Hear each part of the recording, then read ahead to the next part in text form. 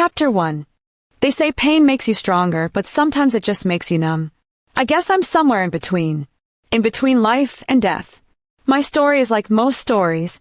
But how did it all happen? And how is it all gonna end? The morning air was crisp, carrying the faintest hint of dew and pine, but I barely noticed it. My legs moved mechanically through the woods, my hands buried deep in the pockets of my worn jacket. The forest had always been my escape, a place where the towering trees whispered ancient secrets, and the ground beneath my feet felt solid, dependable. Unlike people, and I mean it with scorn, I stopped at my favorite spot, a small clearing where the sunlight spilled like liquid gold between the branches. It was beautiful, but even beauty felt hollow now. It felt like nothing to me. I lowered myself to the ground, knees brushing against the damp grass, and pulled out my journal. My fingers trembled slightly as I flipped to a blank page. The words came slowly at first, hesitant, like they were afraid of being seen or scared of what I will use them for. 'Cause I had pain, real pain, in my heart, and I needed to let it out. Day 62 without Ben. I should be over this by now. Shouldn't I? But every time I close my eyes, I see his face. Not the face of the boy who kissed me under the moonlight, but the face of the man who told me he'd found someone else. What a way to leave. What are the worst ways a man can break up with you? A man that you planned your life with. Worst case to all this, a human. He didn't even have the decency to make it hurt less. Just told me and walked away. I guess that's what you do when you never really cared to begin with. I paused, the pen hovering above the page, and exhaled shakily. Am I pathetic for still writing about him? Maybe. But who else do I have? My parents. They're just ghosts now, faces I'm starting to forget. I lost them when I was young. I barely got a chance to experience family. My aunts. Sure, they took me in, but I was just another mouth to feed. They didn't hug me when I cried or tuck me in at night. They didn't love me. Not really. My grip on the pen tightened as a sharp, familiar ache settled in my chest. I'd been alone for so long, I thought I'd gotten used to it. And then Ben came along. When I met him, I thought the universe was finally cutting me some slack. He was charming, wild, and everything my broken little heart had been craving. He made me feel seen. For the first time in forever, I felt like I mattered. But now I realized I was just a placeholder, a pit stop on his way to something, someone better. But now, thinking about it, maybe there were others. Other girls while he was with me. I know I sound crazy, but you can't blame me. I was hurt, and I clawed at every possibility, looking for reasons to hate him more, so I could get over him and go on with my life. So here I am again, talking to a piece of paper like it's my therapist. I wonder if trees get tired of hearing my sob story. Maybe that's why the forest feels quieter lately. Even it's over me. I snapped the journal shut and leaned back, letting the sunlight warm my face. My wolf stirred restlessly inside me, a low, persistent hum in the back of my mind. She wanted to run, to hunt, to do something other than sit here wallowing in self-pity. But I wasn't ready to let her out. Not yet. You know when you've bonded with someone, and then they feel every hurt you feel? Yes, that was my wolf, and if I let it out, maybe I would show rage and cause damage. And that creates a whole complexity for me. And when I say for me, trust me, I needed to be good and not get into any trouble around here. A lot of thoughts ran through my mind. One very prevalent. You're not pathetic, a voice whispered from within, soft and almost pleading. My wolf rarely spoke, but when she did, it was hard to ignore her. She had a way of cutting through my self-doubt, even when I didn't want her to. Easy for you to say, I muttered under my breath. You don't have a broken heart. Kinda. It did and didn't at the same time. To many other questions I brought forth, the forest offered no reply, just the distant rustle of leaves and the occasional chirp of a bird. I closed my eyes, letting the sounds wash over me. For a moment, I allowed myself to imagine what it would feel like to be free of this heaviness, to laugh without it catching in my throat or smile without it feeling like a lie. But the moment was fleeting. Memories of my parents crept in uninvited. I could still see their faces, glimpses, as the edges were starting to blur. My mother's laughter, warm and rich like honey. My father's strong hands lifting me onto his shoulders. They were my world, and then one day they were gone. An accident, they said. Wrong place, wrong time. as if that made it easier to swallow, as if knowing it wasn't their fault would somehow fill the gaping hole they left behind. After their deaths, I bounced between my aunts like a bad penny. None of them wanted me. Not really. I was just an obligation, a reminder of the sister they'd lost. I learned quickly not to expect hugs or bedtime stories or I love yous. I became self-sufficient, quiet, and invisible, everything a good orphan should be. And then came Ben. I know I have said this a couple of times, but I really want you to see the picture here. And feel my pain. 'Cause why me? Ben was like a wildfire, burning bright and fast, and for a while I let myself get consumed. I let myself believe that maybe, just maybe, I'd found a home in him. But wildfires don't last. They burn out, leaving nothing but ash. Though this fire lasted for 2 good years. I thought losing my parents was the worst thing that could happen to me. But at least they didn't choose to leave. Ben did. A sharp crack of a branch pulled me from my thoughts. My head snapped up, my wolf bristling instantly. Someone was nearby. I scanned the trees, my senses on high alert. The forest had been safe for as long as I could remember, but with the rogue shifters causing trouble lately, you could never be too careful. "Hello," I called out, my voice steady despite the racing of my heart. No answer. I stood slowly, tucking the journal into my jacket. My eyes darted from shadow to shadow, my ears straining for any sound that didn't belong. A low growl escaped me unbidden. Whoever was out there better have a damn good reason for sneaking up on me. A figure stepped out from behind a tree, and my breath caught. For a split second I thought it was Ben. The same dark hair, the same cocky smirk. But as he moved closer, I realized it wasn't him. Relief flooded through me, quickly followed by annoyance. "Who are you?" I demanded, my voice sharp. "And why are you creeping around like some kind of stalker?"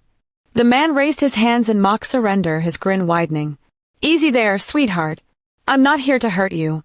Just passing through." "Passing through," I repeated, narrowing my eyes. "This is packed territory. You've got about 5 seconds to explain yourself before I call for backup." He chuckled, the sound low and unsettling. "Relax. I'm not a rogue if that's what you're worried about." "Then what are you?" I asked, taking a step closer. My wolf growled again, louder this time, but the man didn't seem fazed.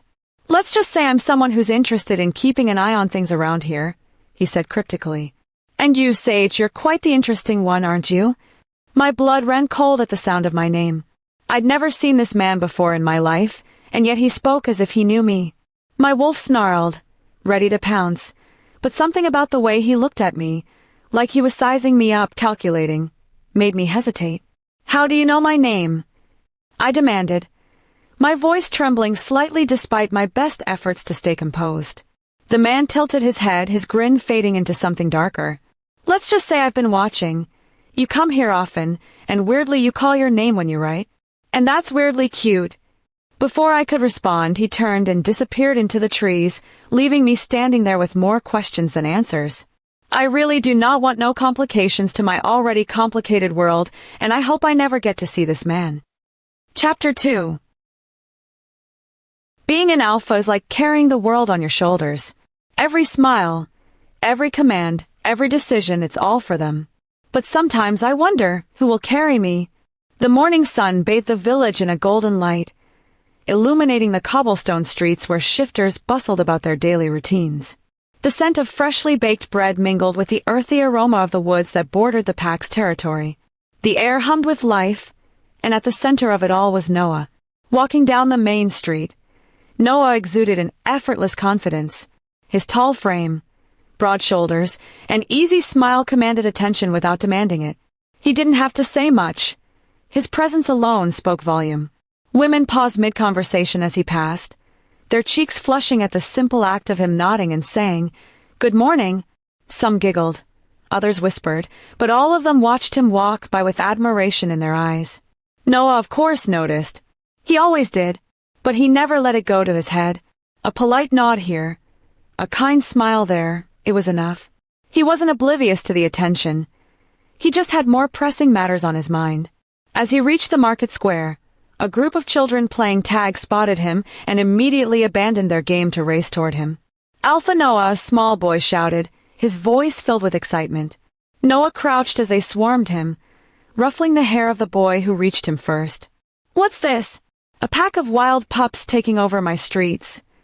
The children laughed, their faces lighting up as they chattered about their games and how they planned to win the upcoming festival competition. Noah listened, genuinely interested, even though his mind was preoccupied with the day's responsibilities. A little girl tugged on his sleeve. "Alpha, are you really coming to watch us play at the festival?" Noah's smile softened. "Wouldn't miss it for the world. You keep practicing, all right?"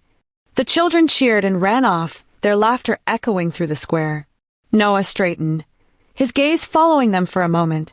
Interactions like these reminded him why he did what he did. The pack wasn't just his responsibility, it was his family. And every decision he made was for them. As he continued walking, an elderly woman carrying a heavy basket crossed his path. Without hesitation, Noah stepped forward, gently taking the basket from her hands. "Let me help you with that, Mrs. Calder," he said, his tone warm. The woman smiled up at him, her face lined with years of wisdom and kindness. "Thank you, Alpha. You're too good to us."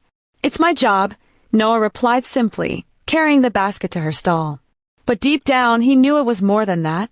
It wasn't just about duty, it was about love. He cared deeply for every member of his pack, from the youngest pup to the oldest elder. They were his people, and he would do anything to protect them. But even an alpha has his own burdens to bear. Later that afternoon, Noah stood on the porch of the pack house, gazing out at the horizon. The sprawling landscape stretched before him, a patchwork of forests and fields that seemed to go on forever. It was beautiful, serene, a stark contrast to the restlessness he felt inside. His wolf stirred, a low hum of energy thrumming through his mind. "She's out there," the wolf whispered, a voice both calming and insistent. Noah sighed, running a hand through his hair. "I know," he murmured aloud. "But when?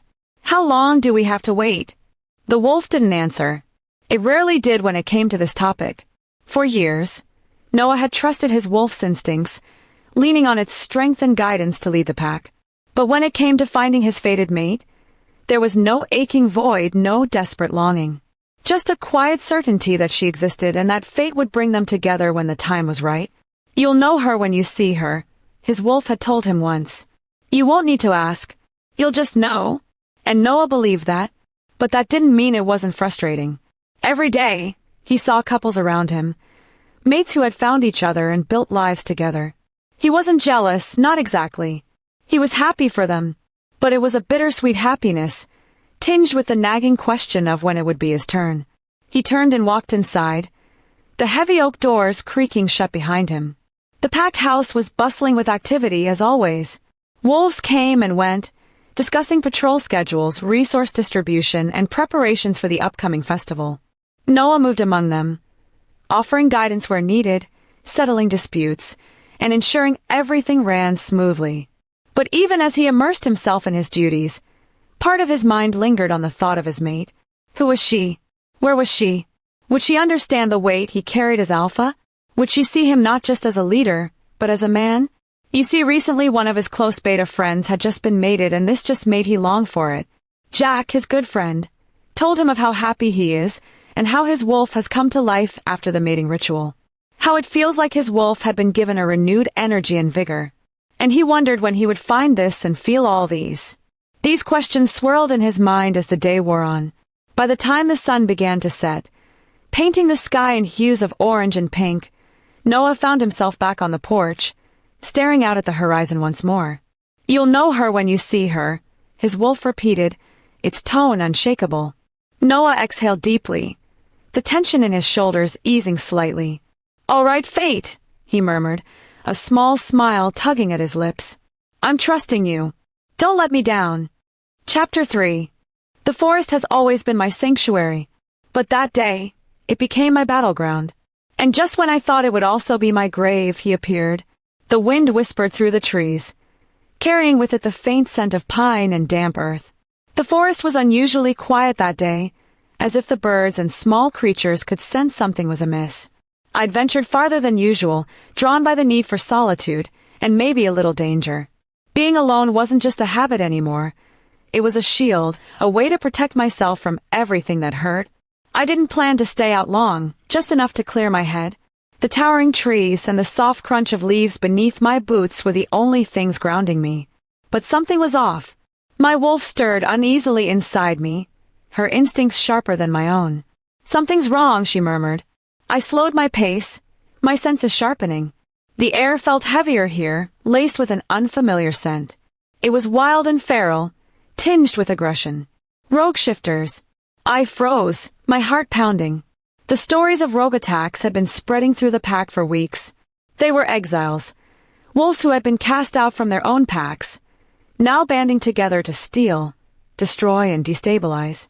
And I just walked straight into their territory. The first growl came from my left, low and menacing. My head snapped toward the sound, and I caught a glimpse of yellow eyes gleaming. Another growl echoed from behind me, then another to my right.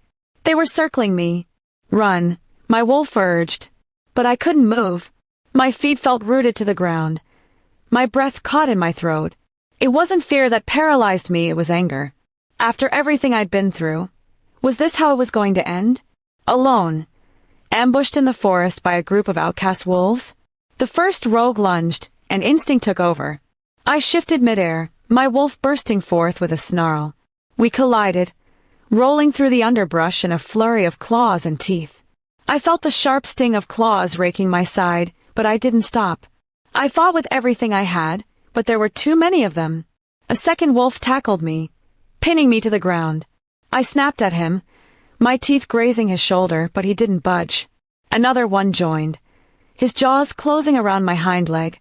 Pain shot through me, and I howled in agony. This is it, I thought bitterly. This is how it ends. And then, like a bolt of lightning, he appeared. A massive black wolf barreled into the fray, a growl so powerful it seemed to shake the earth. The rogues hesitated, their confidence wavering as they recognized the alpha. But hesitation wasn't enough to save them.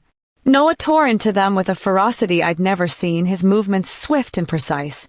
One rogue tried to run, but Noah was faster. He caught the wolf by the neck, tossing him into a tree with a sickening crack. Another rogue lunged, but Noah was ready, his claws raking across the wolf's chest and sending him crashing to the ground. The remaining rogues scattered, their snarls turning to whimpers as they disappeared into the forest. Noah shifted back, standing tall and unyielding, his chest heaving as he watched them flee. His dark hair was tousled, his sharp eyes scanning the area for any remaining threats. And then, his gaze fell on me. I was still in wolf form, my injured leg trembling as I tried to stand. He approached slowly, his expression softening as he knelt beside me. "Sage," he said, his voice low and steady. "It's okay. You're safe now." Something in his tone broke through my defenses, and I shifted back, collapsing into his arms. His warmth enveloped me, a stark contrast to the cold fear that had gripped me moments before. How did you know I was here?" I whispered, my voice barely audible. He didn't answer right away. His eyes, deep and unyielding, seemed to hold 1,000 unspoken words. And then, he said something that sent a shiver down my spine. "I felt something," he murmured.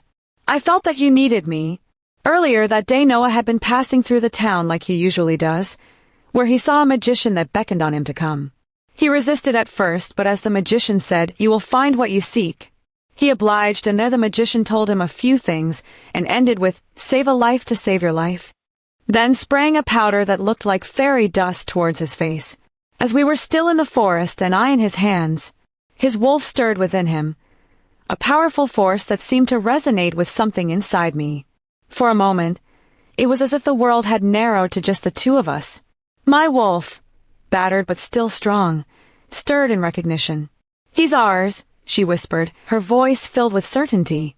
But Noah pulled back, his jaw tightening. Whatever he'd felt, whatever his wolf had revealed to him, he wasn't ready to share it.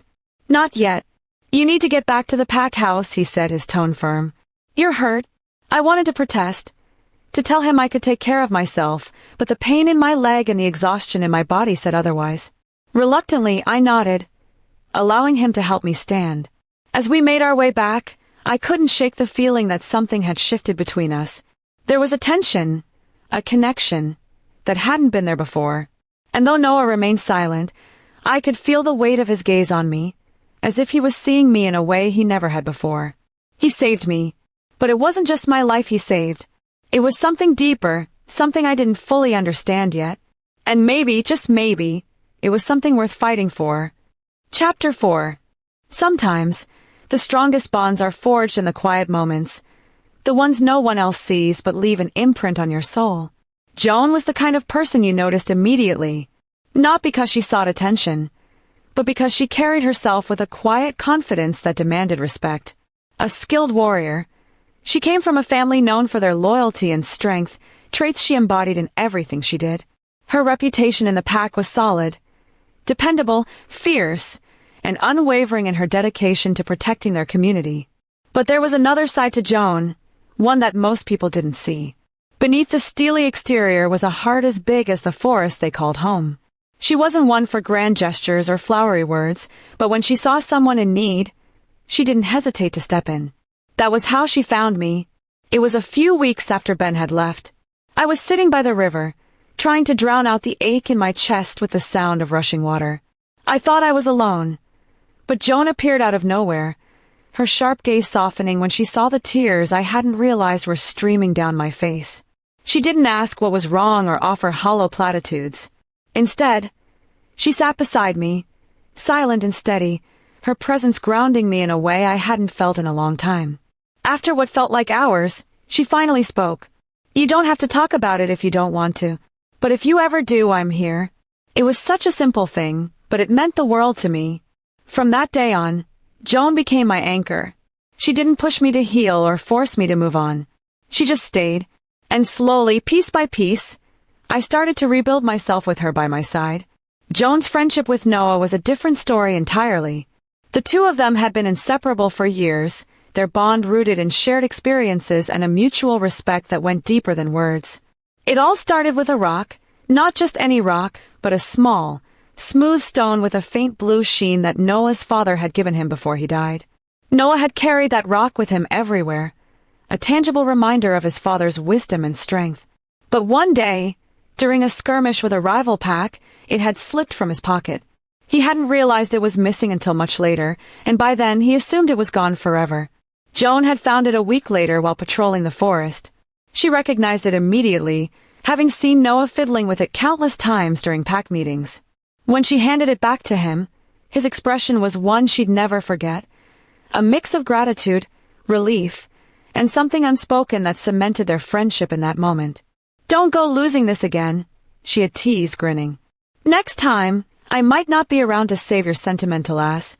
From then on, the two were a team. Whether it was sparring in the training grounds, strategizing for the pack, or sharing a drink after a long day, Joan and Noah had each other's backs. Their dynamic was easy and unpretentious, built on a foundation of trust and an endless supply of good-natured ribbing. One evening, after a particularly grueling training session, Joan and Noah sat on the porch of the pack house, nursing cold drinks and watching the sun dip below the horizon. The air was heavy with the scent of earth and pine, and the sound of crickets filled the silence between them. "You're quieter than usual," Joan said, breaking the stillness. "What's on your mind?" Noah sighed, leaning back against the railing. "Just thinking about the pack." Joan raised an eyebrow in sage, a knowing smirk tugging at her lips. "Ah, the mysterious sage. You know you're not as subtle as you think. Half the pack's already buzzing about how you look at her." Noah shot her a warning glance, but she only laughed. "Relax, Alpha. I'm not going to tell anyone. But seriously, what's stopping you?" He didn't answer right away, his gaze fixed on the horizon. "It's complicated," he admitted finally. "She's been through a lot and I don't want to push her. Plus, the elders." Joan snorted. "The elders can stuff it. You're the alpha. If you want to pursue her, that's your choice. And honestly, I think she's good for you." Noah looked at her, his expression softening. "Thanks, Joan. I mean it." Joan leaned back, grinning mischievously. "Of course, if it doesn't work out and you end up old and wrinkly, I'll gladly take one for the team and mate with you. Someone has to keep you in line." Noah laughed, the sound deep and genuine. "I'll keep that in mind." As the night deepened, Joan's thoughts drifted to Sage. She'd seen the way Noah looked at her, the way his usually steady demeanor softened in her presence. And though she teased him relentlessly, she hoped with all her heart that he'd find the happiness he deserved. After all, if anyone could handle the weight of being the alpha's mate, it was Sage. Here's hoping fate knows what it's doing, Joan murmured to herself, the stars above twinkling in silent agreement. Chapter 5. Healing isn't a straight line. It's more like a spiral. You think you're making progress, and then you slip back into the pain. But each time, you get a little stronger, a little braver. At least, that's what I keep telling myself. The training grounds were alive with the sound of snapping jaws, growls, and the occasional cheer of encouragement. The younger wolves were working hard, their movements sharp and eager as they practiced basic defensive maneuvers. I stood off to the side, arms crossed, trying to blend into the background. It was Joan's idea, of course. "You're too strong to keep hiding," she'd said, dragging me out of my comfort zone. "The pack needs you, Sage. And honestly, I think you need them, too." At first, I resisted.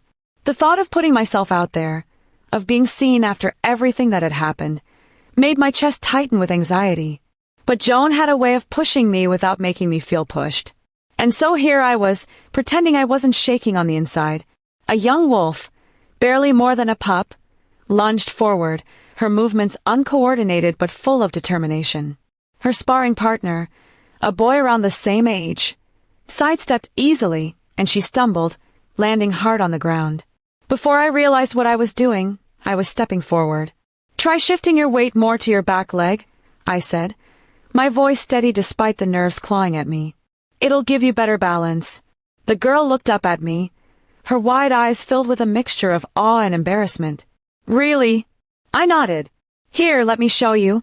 I crouched beside her, demonstrating the stance and explaining the mechanics in simple terms. Slowly, her expression shifted from uncertainty to confidence. She tried again, and this time her movements were smoother, more deliberate. When she landed a hit on her sparring partner, her grin was so bright it made my chest ache. "That was amazing," she said, her excitement contagious. "Thank you." I smiled, a small, tentative thing, but genuine. "You're welcome. Keep practicing, and you'll get even better." Joan sauntered over, her arms crossed and a smirk on her face. "Look at you, Miss Mentor. You're a natural." I rolled my eyes, but there was no heat behind it. "Don't get used to it. I'm just filling in for today." "Sure you are," Joan said, her tone dripping with sarcasm. "But admit it, you liked it." I didn't respond, but the truth was I had. Helping the younger wolves, seeing their enthusiasm and determination, reminded me of something I'd almost forgotten. I wasn't as broken as I thought I was. There was still strength in me, even if it was buried deep. Later that afternoon, I stayed behind after the others had left, tidying up the training area. The sun was low in the sky, casting long shadows across the ground. I was so lost in thought that I didn't notice Noah until he spoke. "You did good today." I jumped, spinning around to face him. He was leaning against a tree, his arms crossed and a faint smile playing on his lips. His presence was steady, like the earth beneath my feet, and for a moment, I didn't know how to respond. It wasn't a big deal," I said finally, brushing a strand of hair behind my ear. Joan dragged me into it. "Maybe," Noah said, pushing off the tree and stepping closer. "But you didn't have to stay. You chose to." His words settled over me like a warm blanket, and I found myself unable to meet his gaze.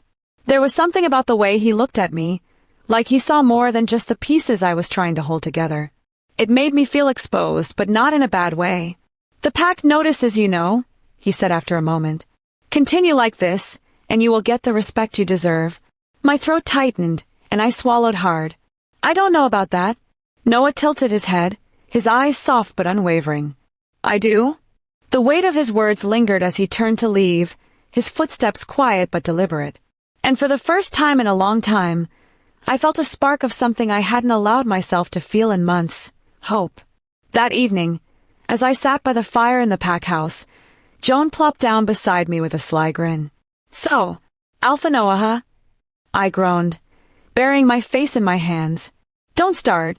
"Oh, I'm starting," she said, nudging me with her elbow. "He was watching you like a hawk today. And don't even try to tell me you didn't notice."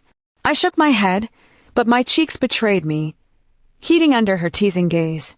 "He was just being nice. That's what alphas do." Joan snorted. Sure.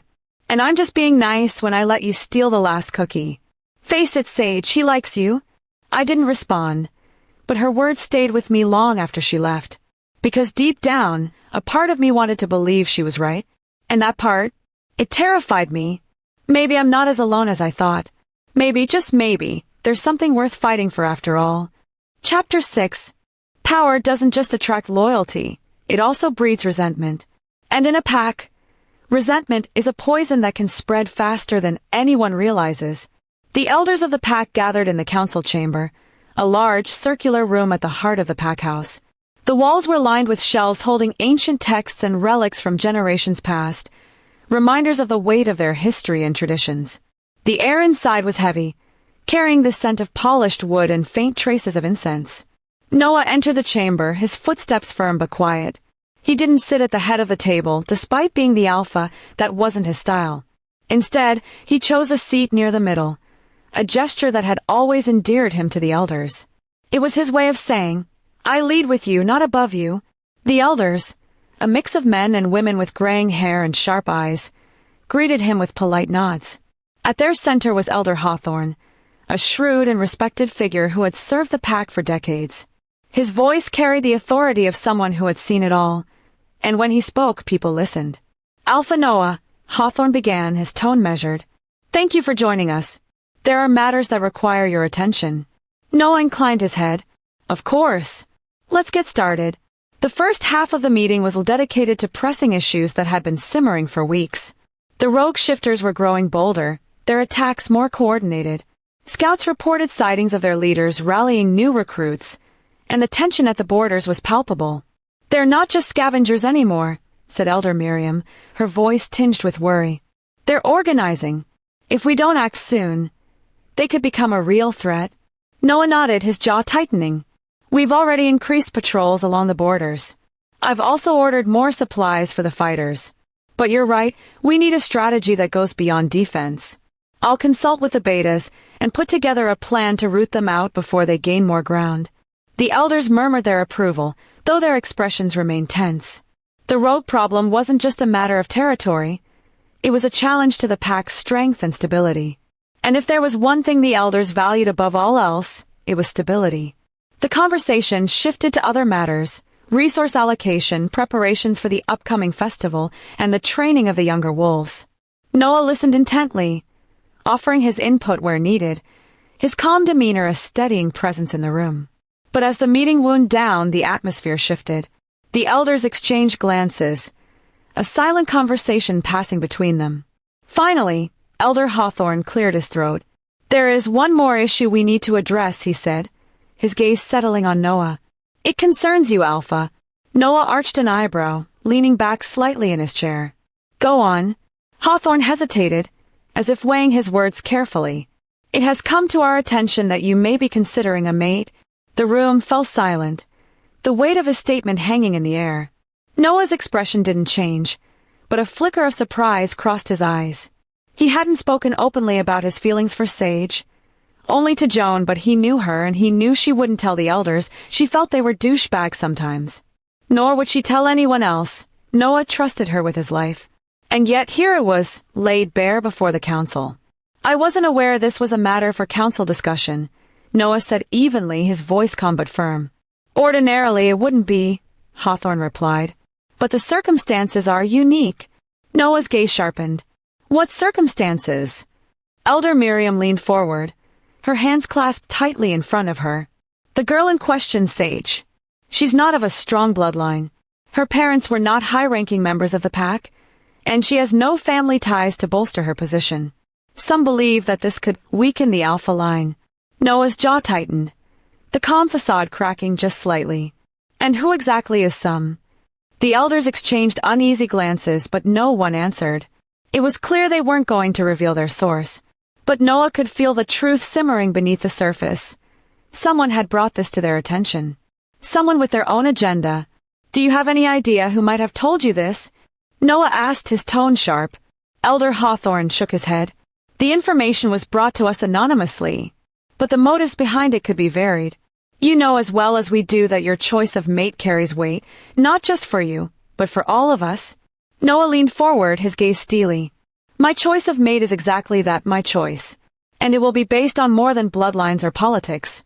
It will be based on what's best for the pack, and for me. The room grew tense, the silence stretching thin. Finally, Elder Miriam spoke, her voice softer this time. No one doubts your judgment, Alpha. But you must understand, there are those in the pack who see tradition as a cornerstone of our strength. And tradition dictates that the Alpha's mate should be someone of equal standing. Noah's eyes narrowed. Sage is stronger than most wolves I know. She's proven that time and time again.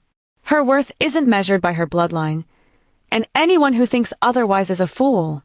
The elders shifted uncomfortably, but none of them argued.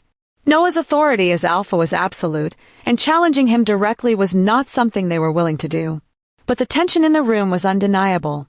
As the meeting concluded, Noah lingered behind, his thoughts churning. Someone in the pack had gone out of their way to bring this to the elders' attention. And while the identity of the informant remained a mystery, one thing was clear. They weren't done causing trouble. I don't care who you are, Noah thought, his jaw clenched. If you think you can manipulate me or undermine Sage, you're in for a rude awakening.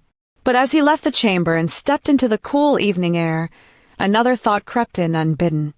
What if the elders were right? What if his feelings for Sage, as strong as they were, led to complications he couldn't foresee? His wolf growled softly, a low, comforting sound. She's your mate. You know it. They'll see it too eventually. Noah exhaled, the tension in his shoulders easing slightly. His wolf was right. Fate had a way of silencing doubts, and when the time came, no one would question his choice. Let them whisper, he muttered to himself. In the end, they will see what I see. Sage was strong-willed and a great person. All those years of being alone she trained, increases her combat skills, and became an excellent trainer herself. But she fell in love with Ben, and that made her lose her self-worth.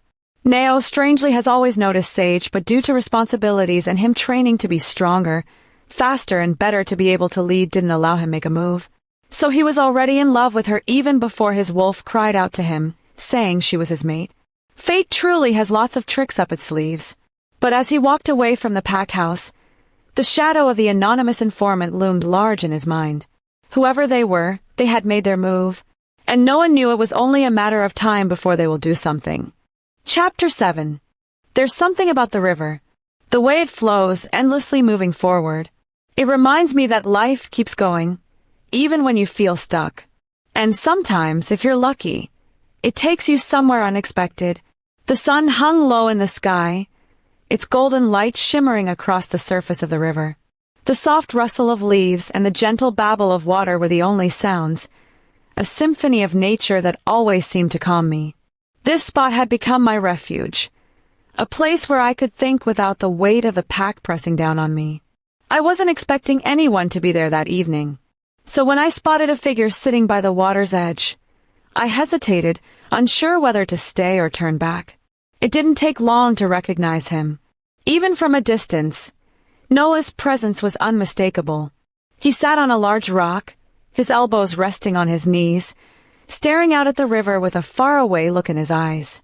The golden light of the setting sun framed him, making him look almost otherworldly. For a moment, I just stood there, watching him. He looked different, quieter somehow. Less like the Alpha everyone saw and more like just Noah. Before I could think better of it, I stepped forward, my boots crunching softly against the dirt. His head turned slightly at the sound, and when his eyes met mine, a small, almost shy smile tugged at his lips. "Didn't expect to see you here," I said, stopping a few steps away. He gestured to the space beside him. "Come sit. The river's better when you share it." I hesitated, my heart doing a little flip at his invitation. But then I walked over and lowered myself onto the rock beside him. For a while, neither of us spoke. We just sat there, listening to the water and the wind, letting the quiet stretch between us. And for once, the silence wasn't uncomfortable. Finally, I broke it. "You come here often?" I asked, my voice soft. He nodded, his gaze still fixed on the water. "Used to. Haven't had much time lately.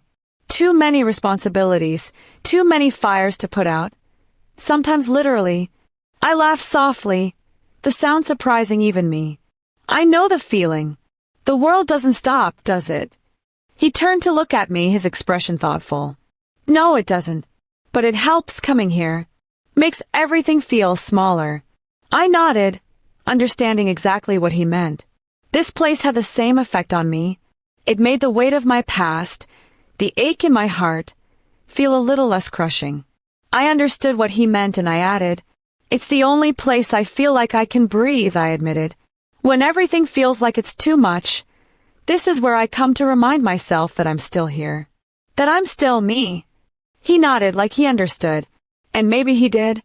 Noah had always seemed to carry the weight of the pack so effortlessly. But sitting here with him, I realized how heavy that weight must really be. "You're stronger than you think," he said suddenly, his voice firm. "You've been through so much, and yet you're still standing. You're still fighting. That says a lot about who you are, Sage." I looked away, my throat tightening. "I don't feel strong most of the time." "That's the thing about strength," he said. "You don't have to feel it for it to be there.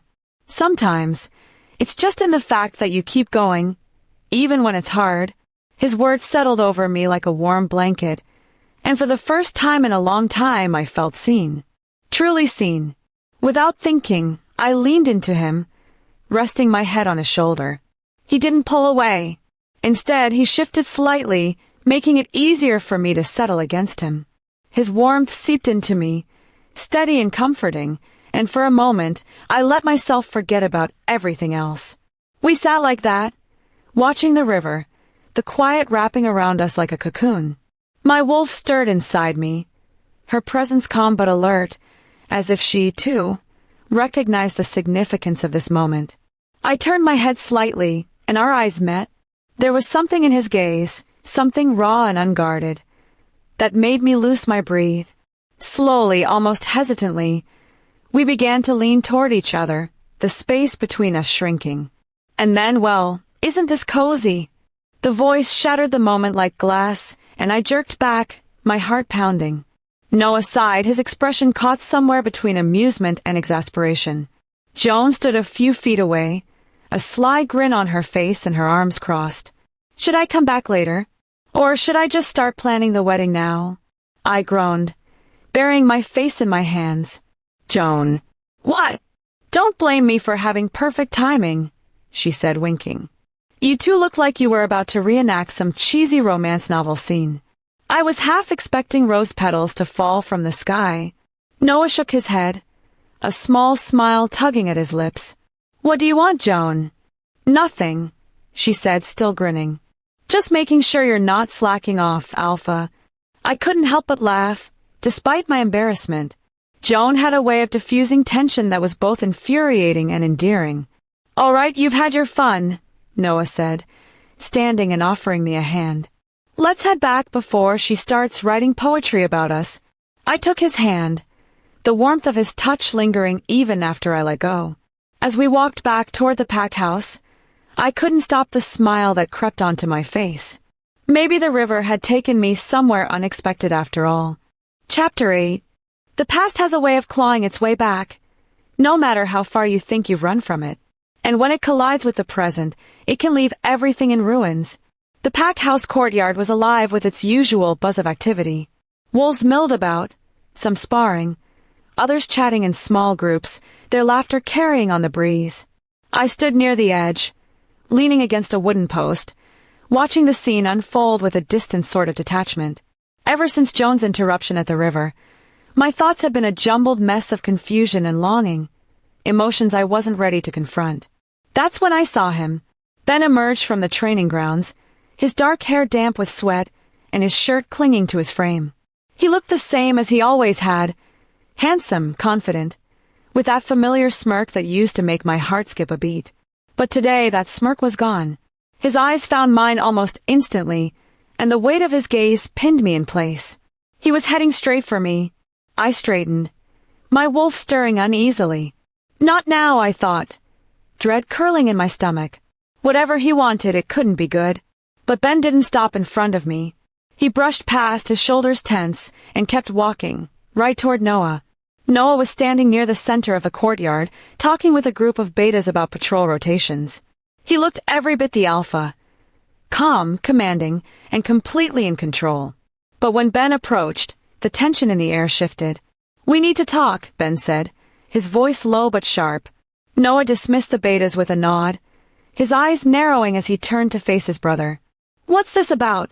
"You know damn well what it's about," Ben snapped, his voice rising. "Don't play dumb with me." By now, the courtyard had gone quiet. Conversations halted as wolves turned to watch the brewing confrontation. I felt my chest tighten, the uneasy hum of my wolf growing louder. Whatever this was, it wasn't going to end well. "If you have something to say, Ben, say it," Noah said, his tone even but laced with warning. Ben stepped closer, his jaw clenched. "How long has this been going on?" Noah frowned. "What are you talking about?" Ben's eyes flicked to me, then back to Noah. "You and Sage. Don't act like I don't see it. The way you look at her, the way you're always around her. You're my brother, Noah. How could you do this to me?" The accusation hit like a thunderclap, and I froze, my heart pounding in my chest. The wolves around us exchanged murmurs, their curiosity evident. Noah's expression darkened, and for a moment, I thought he might lose the calm composure he always carried. "Ben," Noah said slowly, his voice dangerously low. "You need to stop." "Stop what?" "Calling you out."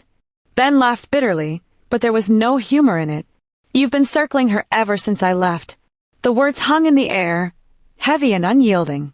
Ben's face twisted with anger, and he stepped closer, his voice dropping to a dangerous whisper. "She was mine. That was it. The breaking point. Enough!" I shouted, pushing myself away from the post and stepping between them. My voice cut through the tension like a blade, and both men turned to look at me. My hands were trembling, but I didn't care. I'd had enough. "You don't get to do this," I said, glaring at Ben.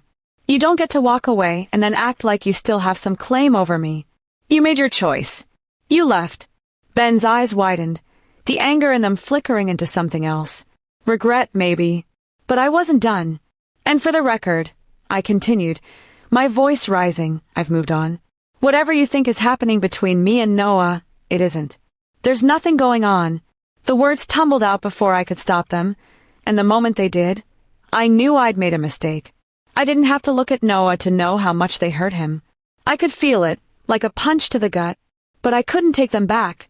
Ben's expression shifted, his anger softening into something almost hopeful. He opened his mouth to say something, but I cut him off. "But that doesn't mean anything for you and me either," I said, my voice firm. "We're done, Ben. Whatever we had, it's over. You need to accept that and move on." His face fell, the hope extinguished as quickly as it had appeared. For a moment, he just stood there, his shoulders slumping as the weight of my words sank in. Then he turned and walked away, his steps heavy and slow. The courtyard was silent, the tension thick enough to cut with a knife. I turned to look at Noah, my chest tightening at the expression on his face. He was watching me, his eyes dark and unreadable, but there was no mistaking the hurt beneath them. "Noah, I started," but he shook his head. "It's fine," he said, his voice quiet. "You don't owe me an explanation." Before I could say anything else, he turned and walked away, leaving me standing there in the middle of the courtyard, feeling more alone than I had in weeks. Why does it always end like this? I whispered to myself, the sound of my own voice lost in the murmurs of the pack as they slowly went back to their routines. That night, as I sat by the fire in my room, the events of the day replayed in my mind. Ben's accusations, Noah's quiet pain, the words I'd thrown out without thinking. My wolf stirred restlessly, her unease mirroring my own. "You pushed him away," she said, her voice a soft growl in the back of my mind. "Why?" I didn't have an answer. Maybe it was fear. Maybe it was the lingering scars Ben had left behind. Or maybe it was something else entirely, something I wasn't ready to face. But as the fire crackled and the night stretched on, one thought refused to leave me. I couldn't keep running from the people who cared about me. And if I wasn't careful, I might lose them both for good. "I have to figure this out," I whispered, my voice barely audible. "Before it's too late." Chapter 9. Jealousy is a silent predator.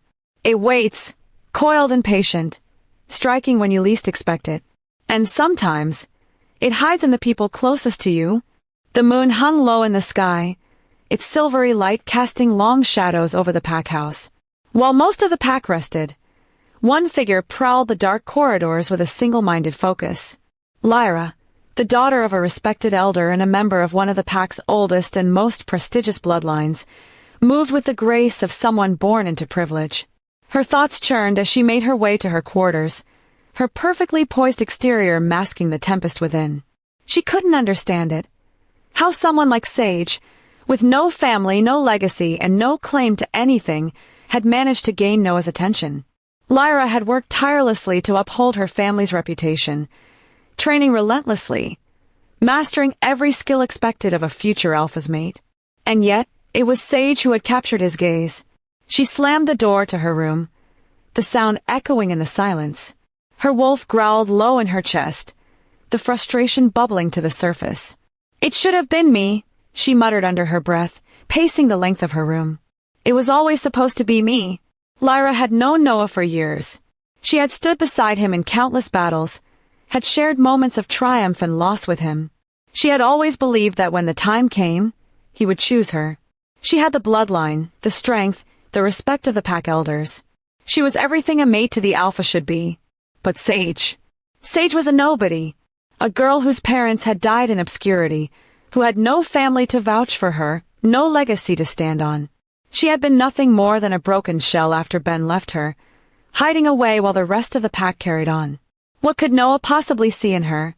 One day Lyra had waited until the elders were alone, then approached them under the guise of concern for the pack. "I don't mean to overstep," she had said, her tone sweet but laced with feigned worry. "But I think you should know that Alpha Noah has been spending a lot of time with Sage.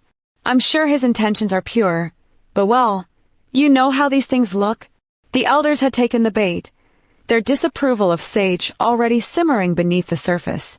Lyra had left the chamber that day with a small, satisfied smile, confident that she had planted the seeds of doubt. But it wasn't enough. As Lyra sat at her desk, her fingers drumming against the polished wood, she knew she needed to take things further. The elders hadn't done enough to deter Noah, and Sage remained a thorn in her side. If anything, the confrontation between Noah and Ben had only made her more determined to act. She pulled out a piece of parchment and began writing, her pen moving with swift precision. It was a message to a contact outside the pack, someone who could help her execute her plan without raising suspicion.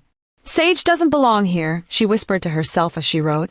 "She's a distraction, a weakness, and weaknesses have no place in the Alpha's world." Her wolf stirred, its presence sharp and calculating. It didn't object to her plan, in fact, it seemed to relish the idea. Together, they would ensure that Sage was removed from the picture permanently. Lyra paused, her pen hovering over the parchment. For a brief moment, doubt crept in. What if she was wrong? What if Noah's bond with Sage was genuine, fated? But she pushed the thought aside. Fated or not, it didn't matter. She deserved to be the Alpha's mate. She had earned it. The next day, Lyra walked through the pack house with her usual air of confidence, her polished facade firmly in place. No one would suspect her of anything. She was too well-liked, too respected. But beneath the surface, her mind was already calculating her next move. She caught sight of Sage in the courtyard, speaking with Joan and a group of young wolves. There was a lightness in Sage's demeanor that hadn't been there before, a spark of confidence that made Lyra's stomach twist. It only solidified her resolve. As she turned away, her thoughts darkened. Let them think she's stronger. Let them believe she belongs. By the time I'm finished, she'll be nothing more than a memory. That night, as the pack slept, Lyra sat by the window in her room, watching the moonlight spill over the forest. The parchment she had written earlier was folded neatly in her lap, ready to be delivered. She didn't know what the future held, but she knew one thing for certain. Sage wouldn't be a part of it. The Alpha needs a mate worthy of his title, and I'll make sure he gets one. Chapter 10. Conflict doesn't come all at once. It creeps in little by little, like cracks in a foundation. And if you don't catch it in time, it can bring everything down. The first sign of trouble came just before dawn. A patrol of scouts, returning from the northern border, burst into the pack house with grim faces and hurried steps. Their clothes were torn, their skin streaked with dirt and blood. Noah met them in the courtyard, his expression sharpening into something cold and deadly the moment he saw them. What happened? He asked, his voice steady despite the urgency in his eyes. One of the scouts, a wiry young wolf named Micah, stepped forward, his hands trembling. Rogues, he said, his voice hoarse. They ambushed us near the river bend. We managed to fight them off, but they're growing bolder. They're testing our defenses. Noah's jaw tightened, his wolf stirring with a low, simmering growl. How many? 5, Micah replied. But they weren't scattered like before. They moved together like a unit. It was organized. That word hung in the air, heavy with implication. Organized. The rogues weren't just a nuisance anymore. They were becoming a threat. Noah dismissed the scouts, sending them to the healers to tend to their wounds. But as they walked away, he remained in the courtyard, his fists clenched at his sides. The pack was strong, but a coordinated attack from the rogues could put them all at risk. We need to prepare, his wolf said, its voice steady but urgent. This isn't going to stop. Noah nodded to himself, already forming a plan. The news of the rogue attack spread quickly through the pack, and by midday, the training grounds were full. Wolves of all ranks gathered, their usual chatter replaced by a sense of grim determination. Joan stood at the front, barking instructions as the younger wolves practiced their forms. I watched from the sidelines, my arms crossed. Part of me wanted to jump in, to let my wolf stretch and feel the rush of battle again. But I held back, unsure of where I fit into all of this. Joan caught sight of me and waved me over. Come on, Sage, she called. Don't just stand there. Let's see what you've got. I hesitated, but the expectant looks from the younger wolves left me with little choice. Stepping onto the field, I squared my shoulders, ignoring the flutter of nerves in my stomach. Joan paired me with a younger wolf named Lila, a scrappy girl with bright eyes and quick reflexes.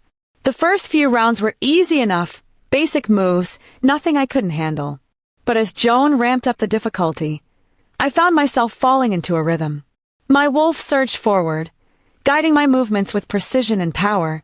Every dodge, every strike felt sharper, more deliberate.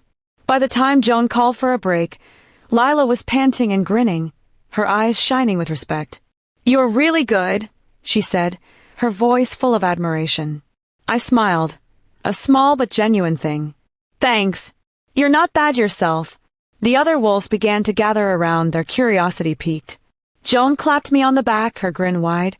Told you she's a natural. The praise warmed me, but it also made me uneasy. As much as I appreciated the recognition, I couldn't shake the feeling that someone was watching me. That someone was Lyra. From her vantage point near the edge of the training grounds, she watched the scene unfold, her expression unreadable. Every laugh, every cheer for Sage sent a fresh wave of resentment surging through her. They're fools, she muttered to herself. All of them. Just because she's good at a few sparring matches doesn't mean she's worthy of him. Her wolf stirred restlessly, mirroring her frustration. She's gaining their favor. If this continues, they'll accept her. Even the elders might change their minds. Lyra's hands curled into fists, her nails biting into her palms. She couldn't let that happen. Not after everything she'd done, everything she'd worked for. No, she thought, her eyes narrowing. She's still a nobody, and I'll make sure she stays that way. Meanwhile, Noah was in the council chamber, strategizing with his betas. A map of the territory lay spread across the table, marked with red X's where rogue sightings had been reported. They're focusing on the northern and western borders, one of the betas said, pointing to the map, probably trying to cut off our supply routes. Noah nodded, his gaze sweeping over the map. We'll double patrols in those areas. Joan, I want you to lead the northern team. Make sure they're ready for anything. Joan nodded, her expression serious. Consider it done. By the time the sun dipped below the horizon, the pack was buzzing with activity. Patrols were organized, weapons were sharpened, and the air was thick with anticipation. As I walked back to my room, exhausted but satisfied with the day's progress, I caught sight of Noah standing near the edge of the courtyard. He was speaking with Joan, his expression focused but calm. For a moment I hesitated, debating whether to approach him. But before I could make up my mind, he glanced in my direction and smiled. It was a small gesture, but it sent a warmth through me that I couldn't quite explain. Maybe, I thought, I'm stronger than I give myself credit for. But as I turned and walked away, I couldn't shake the feeling that the storm was far from over. Chapter 11. Sometimes, you need someone who sees the whole picture when you're too caught up in your own mess. For me, that someone was Joan. Joan had always been the glue that held things together. Whether it was during a crisis or an awkward silence at dinner, she had a way of making things work, of bringing people together. And lately, she decided that the people who needed bringing together most were Noah and me. It started with little things, subtle nudges that didn't seem obvious at first. Like when she'd make a point to leave us alone at training sessions, or when she'd invite both of us to a casual evening drink, and then conveniently disappear halfway through. It was clear what she was doing, but I didn't have the heart to call her out on it. Partly because it seemed to make her so damn happy, and partly because, deep down, I didn't hate the idea. One morning, I found Joan waiting for me outside the pack house, her arms crossed and an eager grin on her face. The sun was just starting to rise, casting golden light over the forest, and the air was crisp with the promise of a new day. "You're coming with me," she said, no preamble, no explanation. I raised an eyebrow. "Good morning to you, too. Where are we going?" "Training grounds," she replied, grabbing my arm and dragging me along. "There's a group of younger wolves who need sparring partners, and you're perfect for the job." I groaned but let her pull me along. Joan had a way of convincing you to do things before you realized you'd agreed to them. The training grounds were already buzzing with activity when we arrived. Joan directed the younger wolves with her usual no-nonsense style, shouting instructions and correcting stances. She paired me with a boy who looked barely old enough to shift, his movements clumsy but enthusiastic. "Keep your stance lower," I said, dodging one of his wild swings. "It'll give you better balance." He nodded, adjusting his position, and I couldn't help but smile. There was something satisfying about watching them improve, knowing I was helping in some small way. Out of the corner of my eye, I caught sight of Noah. He was standing at the edge of the training grounds, his arms crossed as he watched us. His presence was steady and commanding as always, but there was a softness in his gaze when it landed on me, a quiet pride that sent a warmth through my chest. Joan noticed, of course. She always noticed. "You see that," she said, nudging me with her elbow. "He's watching you like a hawk, and not just because you're good at sparring." I rolled my eyes, trying to ignore the heat rising to my cheeks. "He's just making sure the training runs smoothly." Joan snorted. "Sure he is. And I'm just here for the snacks." Later that afternoon, Joan and I sat by the river, cooling off after the training session. She stretched out on the grass, her arms behind her head, and stared up at the sky. "You know," she said after a while, "you and Noah make a good team." I glanced at her, unsure where she was going with this. "In what way?" "In every way," she said, turning to look at me. "You balance each other out. He's calm and steady, and you've got this fire in you. Together, you'd be unstoppable." I shook my head, laughing softly. "You're delusional." "Maybe," she said, grinning. "But I'm also right." As the day wore on, Joan's teasing gave way to more serious matters. The rogue shifters were becoming a constant threat, their attacks growing more coordinated and frequent. Joan had been spending more time patrolling the borders, keeping a close eye on their movements. "They're not just a nuisance anymore," she said as we walked back to the pack house. "They're planning something. I can feel it." Her tone was uncharacteristically grim, and it sent a shiver down my spine. Joan was rarely serious, but when she was, you knew to listen. "What do you think they're after?" I asked. "Territory, resources, power," she said, ticking off the possibilities on her fingers. "Maybe all three. But whatever it is, they're not stopping until they get it." The thought was a sobering one. The pack was strong, but the roads were growing bolder with every passing day. And if they managed to unite under a single leader, they could become a force to be reckoned with. That evening, Joan cornered Noah in his office. I wasn't there to hear the conversation, but I could imagine how it went. "You're working yourself to death," she probably said, crossing her arms and fixing him with one of her infamous glares. Noah would have sighed, leaning back in his chair. "The pack comes first, Joan. You know that. And who's taking care of you, huh?" she would have countered. "You can't do this alone, Noah. You need someone by your side." He wouldn't have responded to that, but knowing Joan, she wouldn't have let it go. "Sage is stronger than you think," she would have said. "She can handle this, Noah. She can handle you. You just have to let her in." By the time I saw Joan again, She was back to her usual self, cracking jokes and teasing me about my undeniable chemistry with Noah. But there was a seriousness beneath her humor, a quiet determination that reminded me of why she was so important to both of us. Joan wasn't just a friend. She was a bridge, connecting us when we couldn't quite reach each other.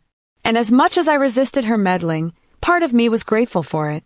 She sees things I can't, I thought, watching her walk away with a bounce in her step. Maybe she's right. Maybe it's time to stop running. Chapter 12. Some things don't need to be said out loud to be understood. But even the strongest of us sometimes need a push to face what we're too scared to admit. The night sky stretched endlessly above the pack house, dotted with stars that seemed to flicker in time with the crackling fire in the courtyard. Noah sat on one of the wooden benches, his shoulders tense despite the calm atmosphere. He stared into the flames, the flickering light casting shadows across his face. Joan approached quietly, a mug of steaming tea in each hand.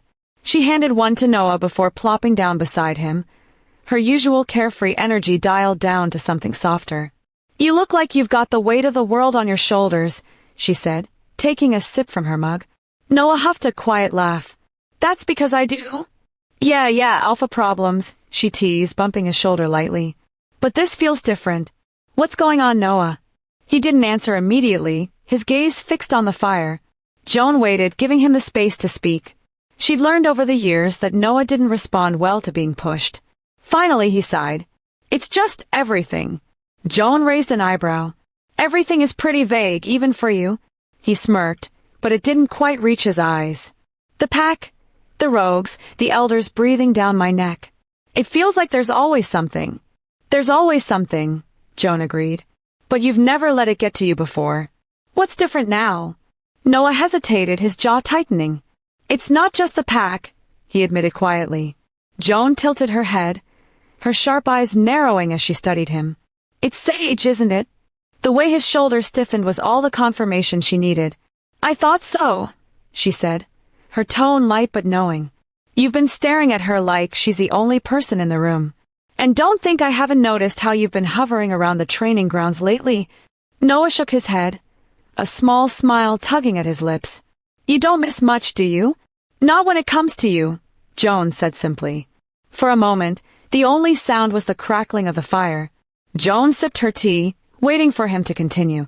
"It's complicated," Noah said finally, his voice low. "She's been through so much.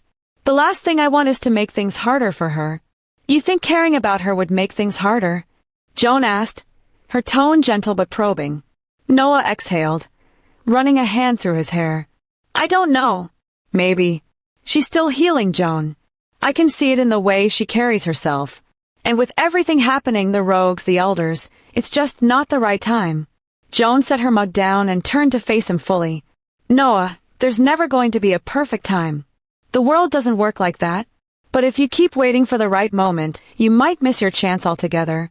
He didn't respond, but the way his brows furrowed told her he was listening. "Look," she continued, softening her tone, "I'm not saying you need to march up to her and declare your undying love or whatever. But don't shut her out either.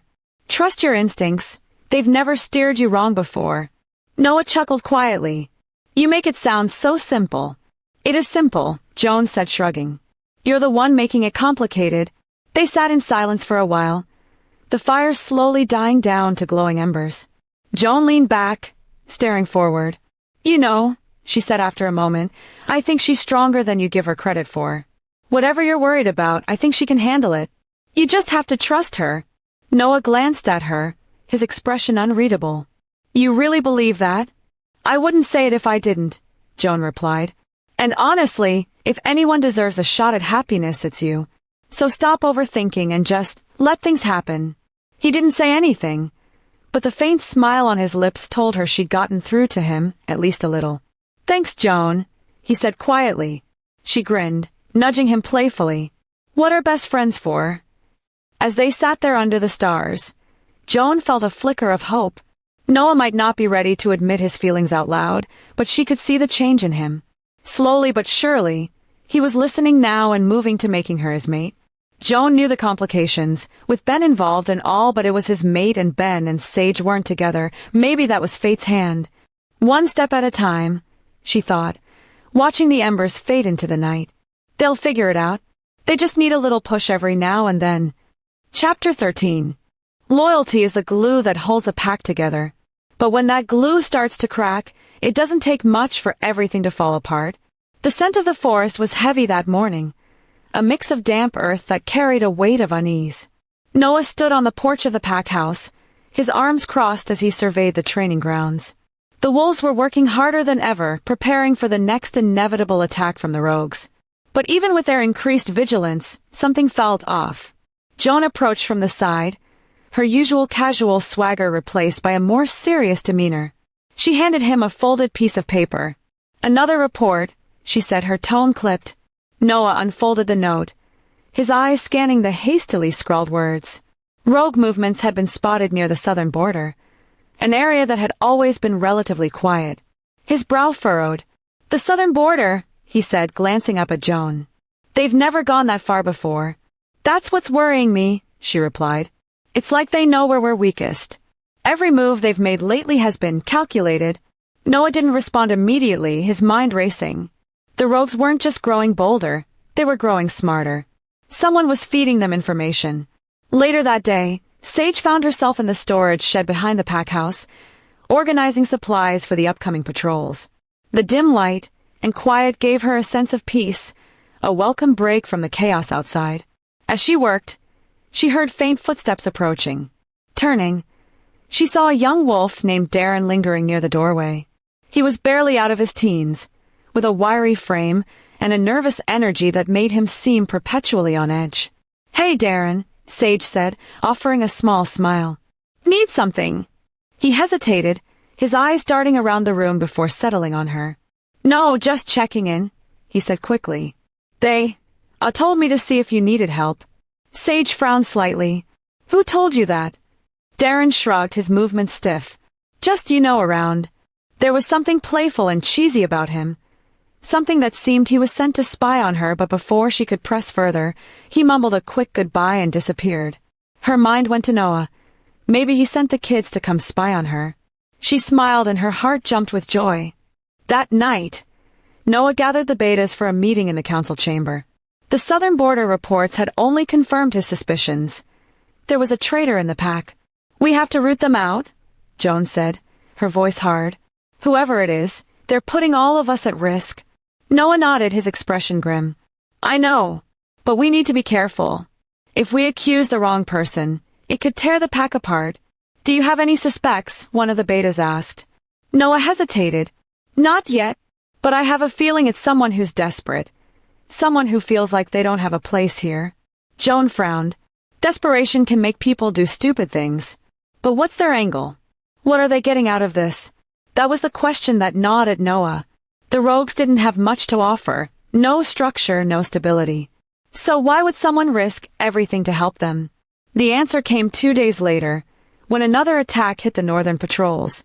This time, the rogues had ambushed the group with alarming precision, targeting their leader and scattering the rest. The wounded wolves who made it back to the pack house described the rogues as being one step ahead at every turn. It was Joan who found the first clue. She was combing through the aftermath of the attack when she discovered a torn scrap of fabric caught on a branch. It matched the uniform of the pack scouts, but it wasn't from anyone who'd been on the patrol. She brought it straight to Noah, her expression grim. "Whoever's feeding the rogues information is close, Noah," she said, dropping the scrap of fabric onto his desk. "Close enough to have access to our patrol schedules." Noah picked up the fabric, his wolf growling low in his chest. The scent was faint but familiar. Joan leaned back, crossing her arms. "What do you want to do?" Noah exhaled sharply. "We'll watch. If there's the traitor close, we need proof before we act." Chapter 14. Sometimes, the hardest battles aren't the ones we fight with others. They're the ones we fight with ourselves, against the walls we've built, the fears we've nurtured, and the hope we're too scared to believe in. The training grounds were quieter today, a stark contrast to the usual flurry of activity. Most of the wolves were out on patrol or assisting with the pack's preparations against the rogues. I stood near the edge of the field, absently stretching, trying to work out the tension in my shoulders. My thoughts were heavy, tangled in the web of everything that had happened recently, the rogues and Noah. He'd been everywhere lately. Not in an overbearing way, but always in the background, watching, supporting, ensuring I was okay without ever outright saying it. It was in the way he stayed a little longer at the training grounds when I was sparring, or how his eyes would flick to me during meetings, as if checking to make sure I was holding up. It was in the quiet moments, when he didn't say anything but was just there. I didn't know how to feel about it. Part of me wanted to lean into it, to let myself feel whatever this was that was growing between us. But the other part, the louder, more guarded part, wanted to push him away, because letting him in meant opening myself up to the possibility of being hurt again. And I wasn't sure I could survive that. Later that afternoon, I found myself walking through the forest, drawn to the familiar comfort of the river. The sound of rushing water always had a way of calming me, of quieting the noise in my head. As I approached the clearing, I stopped short. Noah was there, sitting on a fallen log near the edge of the water. For a moment, I considered turning around and leaving. But he looked up before I could, his gaze meeting mine. He smiled, a small, genuine smile that made something in my chest tighten. "You can come closer," he said, his voice warm. "I don't bite. Not without good reason, anyway." I huffed a quiet laugh, stepping into the clearing. "You're here a lot lately," I said, sitting on a rock a few feet away. "It's a good spot," he replied, leaning back on his hands. "Quiet. Peaceful. Helps me think." "What are you thinking about?" I asked before I could stop myself. He hesitated, his gaze drifting back to the water. "The pack. The rogues. How to keep everyone safe." He paused, then added quietly, "You?" My breath caught, and I turned my head to look at him. His expression was calm, but there was something deeper in his eyes, something that made it hard to look away. "Me?" I asked, my voice softer now. He nodded. "You've been through so much, Sage. And yet you're still here. Still fighting. I want to make sure you're okay." His words shouldn't have surprised me, but they did. And they hit harder than I expected. Because no one had ever looked at me like that before, with concern, yes, but also with something deeper. Something that felt like care. "I'm fine," I said, forcing a smile. "You don't have to worry about me." He tilted his head, his gaze unwavering. "Maybe not. But I do anyway." The silence that followed was heavy, charged with an unspoken tension that neither of us seemed ready to address. I wanted to say something, to thank him or brush it off, but the words wouldn't come. Instead, I looked away, staring at the water as my thoughts churned. That evening, as I sat in my room, replaying the conversation in my mind, I couldn't ignore the truth anymore. I was drawn to him. Not just because of his strength or his leadership, but because of the way he saw me. The way he looked at me like I wasn't just another wolf in the pack, but someone who mattered. Someone worth protecting. And that terrified me. Because if I let myself feel this, if I let myself believe that maybe, just maybe, he could be my mate, it meant opening myself up to the possibility of losing him. It meant trusting someone again after everything that had happened with Ben. My wolf stirred, her presence calm but insistent. "He's different," she said, her voice a quiet murmur in the back of my mind. "You know he is." I shook my head. "It's not that simple." "You're making it complicated," she replied. "You're scared. And I get it. But you can't keep running forever." I sighed, leaning back against the wall. My wolf was right, of course. She always was. But knowing that didn't make it any easier. The next day, I found myself sparring with Joan in the training grounds. She was relentless, as always, pushing me to my limits with every move. But even as we fought, my mind kept drifting back to Noah, his words, his gaze, the way he made me feel seen. "You're distracted," Joan said, ducking under my swing and tapping me lightly on the side with her elbow. "I'm fine," I muttered, stepping back to reset my stance. She raised an eyebrow, her grin sharp. "Sure you are. Let me guess, Noah." I glared at her, but she just laughed. "You're so obvious, Sage. It's almost painful to watch." "It's not like that," I said, though the words felt hollow even to me. "Right," Joan said, rolling her eyes. "Keep telling yourself that." As the day wore on, I couldn't shake the feeling that Joan was right. Maybe I was making things more complicated than they needed to be.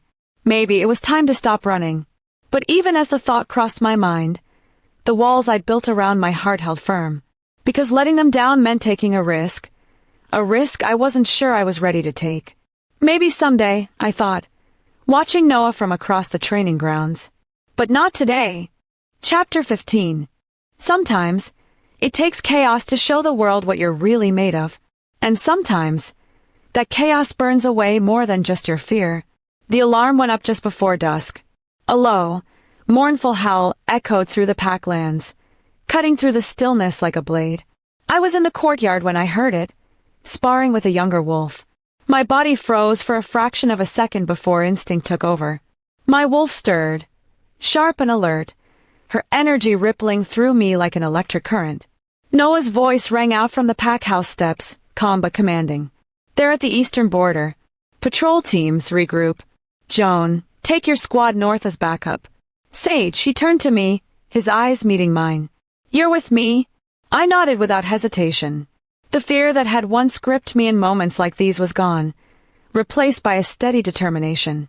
The pack was my family now, and I would fight for it with everything I had. The eastern border was chaos when we arrived. Wolves clashed in a blur of fur and fangs, snarls and growls filling the air. The rogues were vicious, their movements sharp and coordinated, but our wolves held their ground.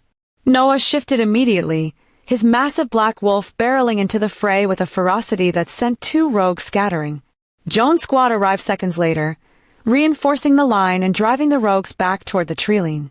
I stayed close to Noah, my wolf poised and ready. A rogue lunged at us, his eyes wild and his teeth bared, but I met him head-on. My wolf surged forward, her claws raking across his side as we collided.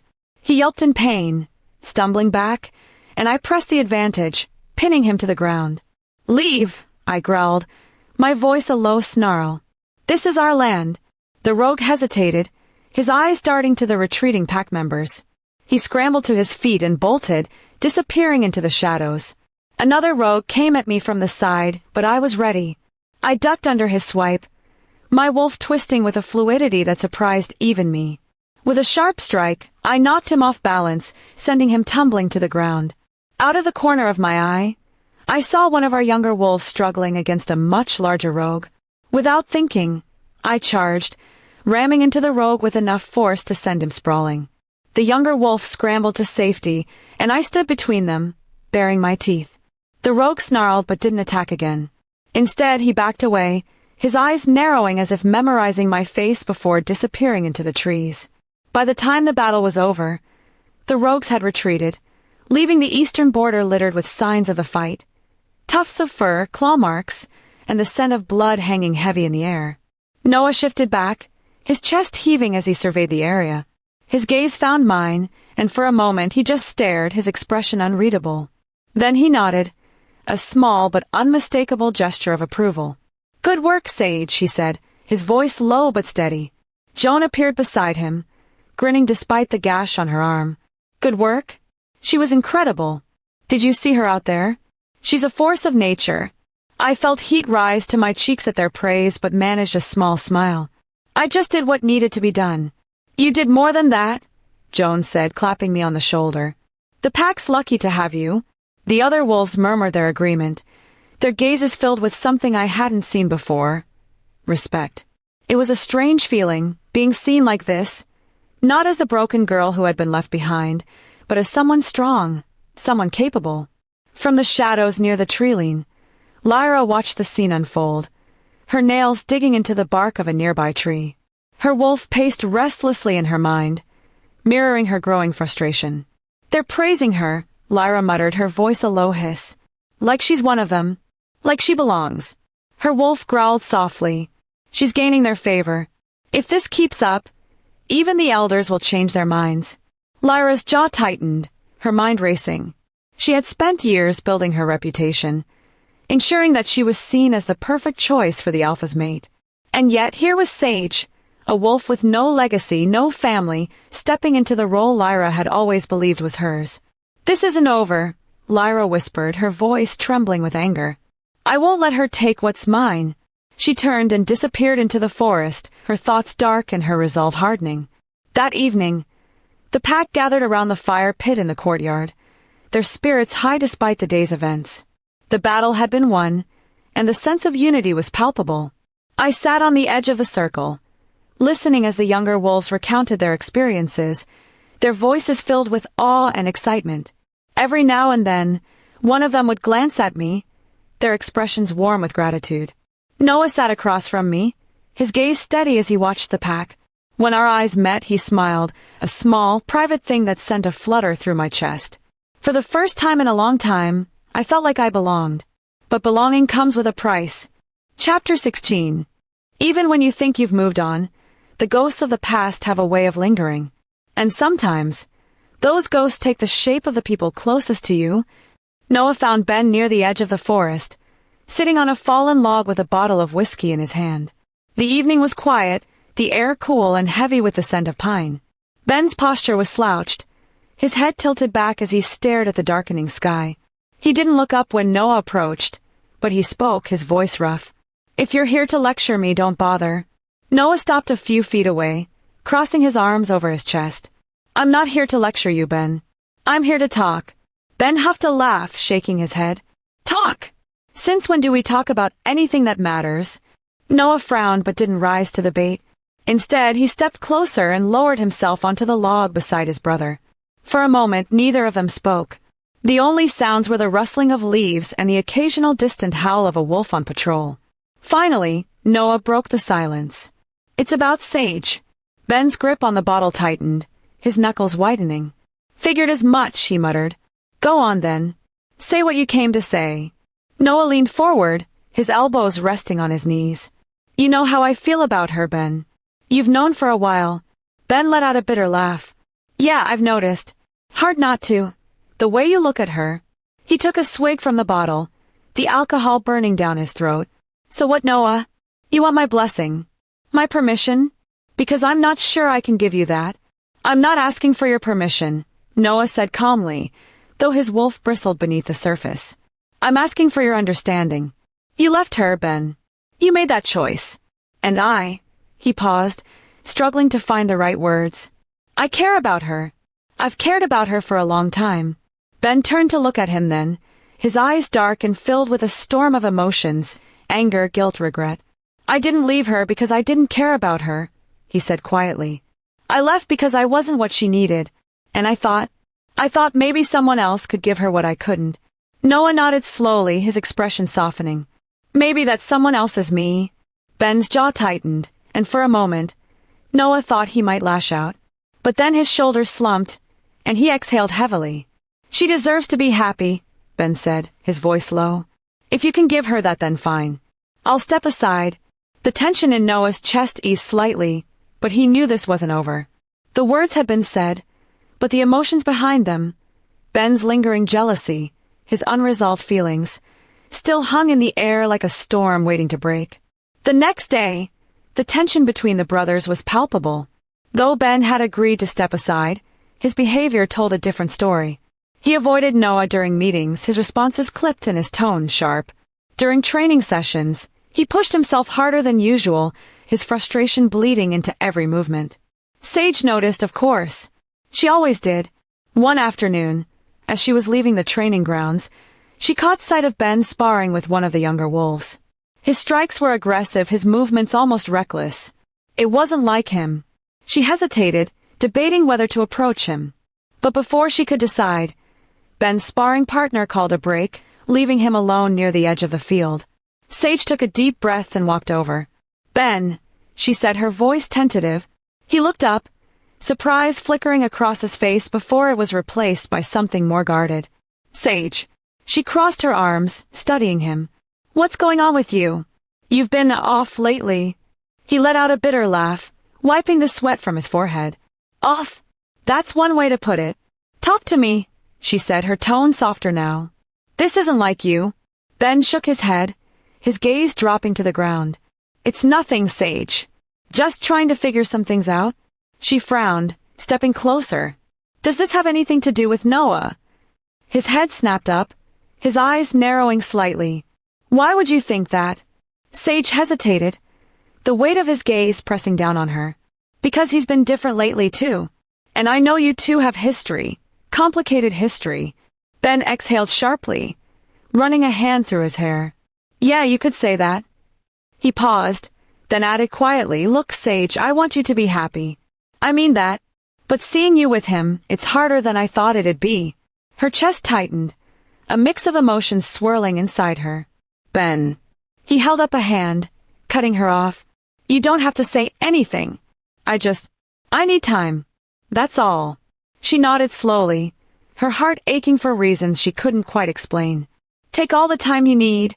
As she walked away, she couldn't help but glance back, her thoughts a tangled mess. Ben had stepped aside, but the tension between him and Noah was far from resolved. And deep down, she knew it wouldn't be. Not until all three of them faced the truth head-on. Later that evening, Noah found Ben in the war room, poring over maps of the pack's territory. He hesitated in the doorway, watching his brother for a moment before stepping inside. "Ben," he said quietly. Ben didn't look up. "What do you want, Noah?" Noah crossed the room, his footsteps measured. "I just wanted to check on you." Ben snorted. "You don't have to. I'm fine." Noah frowned but didn't press. Instead, he placed a hand on his brother's shoulder, a rare gesture of affection. "I meant what I said. I care about you, Ben. And I'll always have your back." Ben finally looked up, his expression softening just slightly. "Yeah, I know." The words were simple, but they carried the weight of everything unspoken between them. For now it was enough. "We're not there yet," Noah thought as he left the room. "But we'll get there. Eventually." Chapter 17. Some wounds run deeper than others. And when the people who share your blood are the ones causing the pain, it feels like there's no way to heal. The evening air was thick with humidity, the kind that clung to your skin and made it hard to breathe. The pack house was unusually quiet, the wolves scattered across the territory on various assignments. Inside the war room, Noah stood over the large oak table, his hands pressed firmly against its surface as he studied the map spread out before him. His wolf stirred uneasily, sensing the tension that had been simmering all day. The door creaked open, and Noah didn't need to turn to know it was Ben. His brother's scent, familiar yet sharp with agitation, filled the room. Noah sighed but didn't look up. "What is it, Ben?" he asked, his voice calm but clipped. "We need to talk," Ben said, his tone tense. Noah straightened, finally meeting Ben's gaze. His brother stood rigid in the doorway, his hands clenched into fists at his sides. The storm brewing in his eyes was impossible to ignore. "About what?" Noah asked, though he already knew the answer. "About you. About Sage. About this whole mess you've dragged us into," Ben snapped, stepping further into the room. Noah's jaw tightened, his wolf growling softly in the back of his mind. "I haven't dragged anyone into anything, Ben.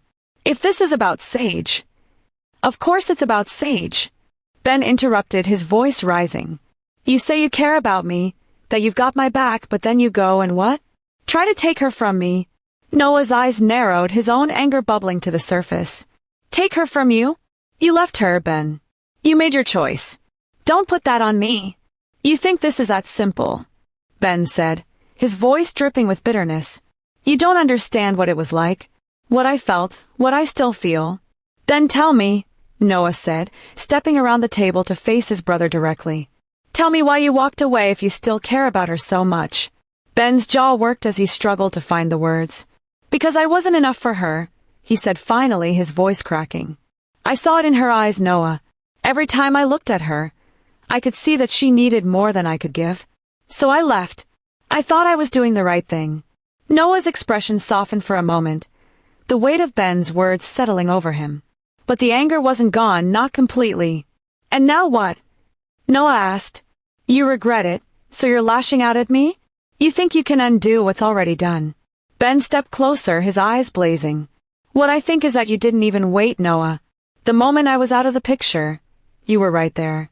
Like a vulture, circling." Noah's wolf surged forward, his growl deep and guttural.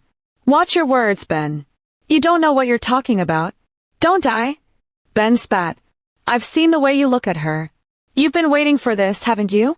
Waiting for me to screw up so you could swoop in and play the hero." The accusation hit harder than Noah expected, but he didn't back down.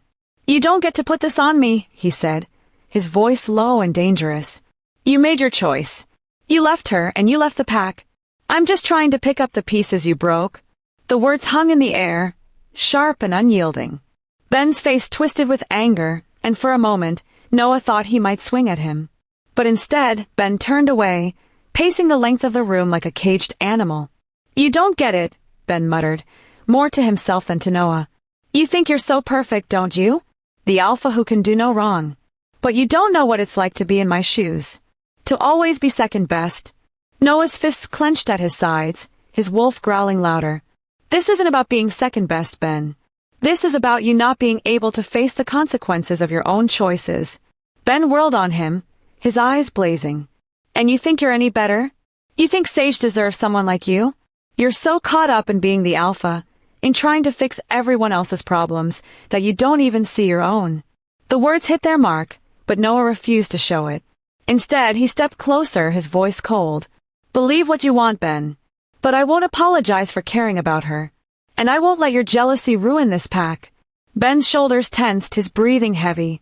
For a moment, it looked like he might say something else, something final. But then he shook his head, his expression hardening. "Do what you want, Noah," he said, his voice quiet but sharp. "But don't expect me to stand by and watch." With that, he turned and stormed out of the room, leaving Noah alone in the heavy silence. The door slammed shut behind him, the sound echoing through the pack house. Noah stood there for a long time, his mind racing.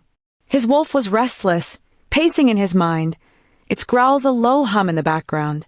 "He's hurting," his wolf said after a while. Noah exhaled, running a hand through his hair. "I know." But knowing didn't make it easier. The bond between him and Ben felt like it was fraying, unraveling thread by thread. And as much as he wanted to fix it, he didn't know how. "He's your brother," his wolf said, its voice softer now. "He'll come around, but not until he faces his own demons." Noah nodded, though the words did little to ease the ache in his chest. For now, all he could do was focus on the pack and on Sage. That night, as Noah sat alone in his room, the weight of the confrontation settled over him like a heavy cloak. He thought of Sage, of her quiet strength and the way she had begun to rebuild herself.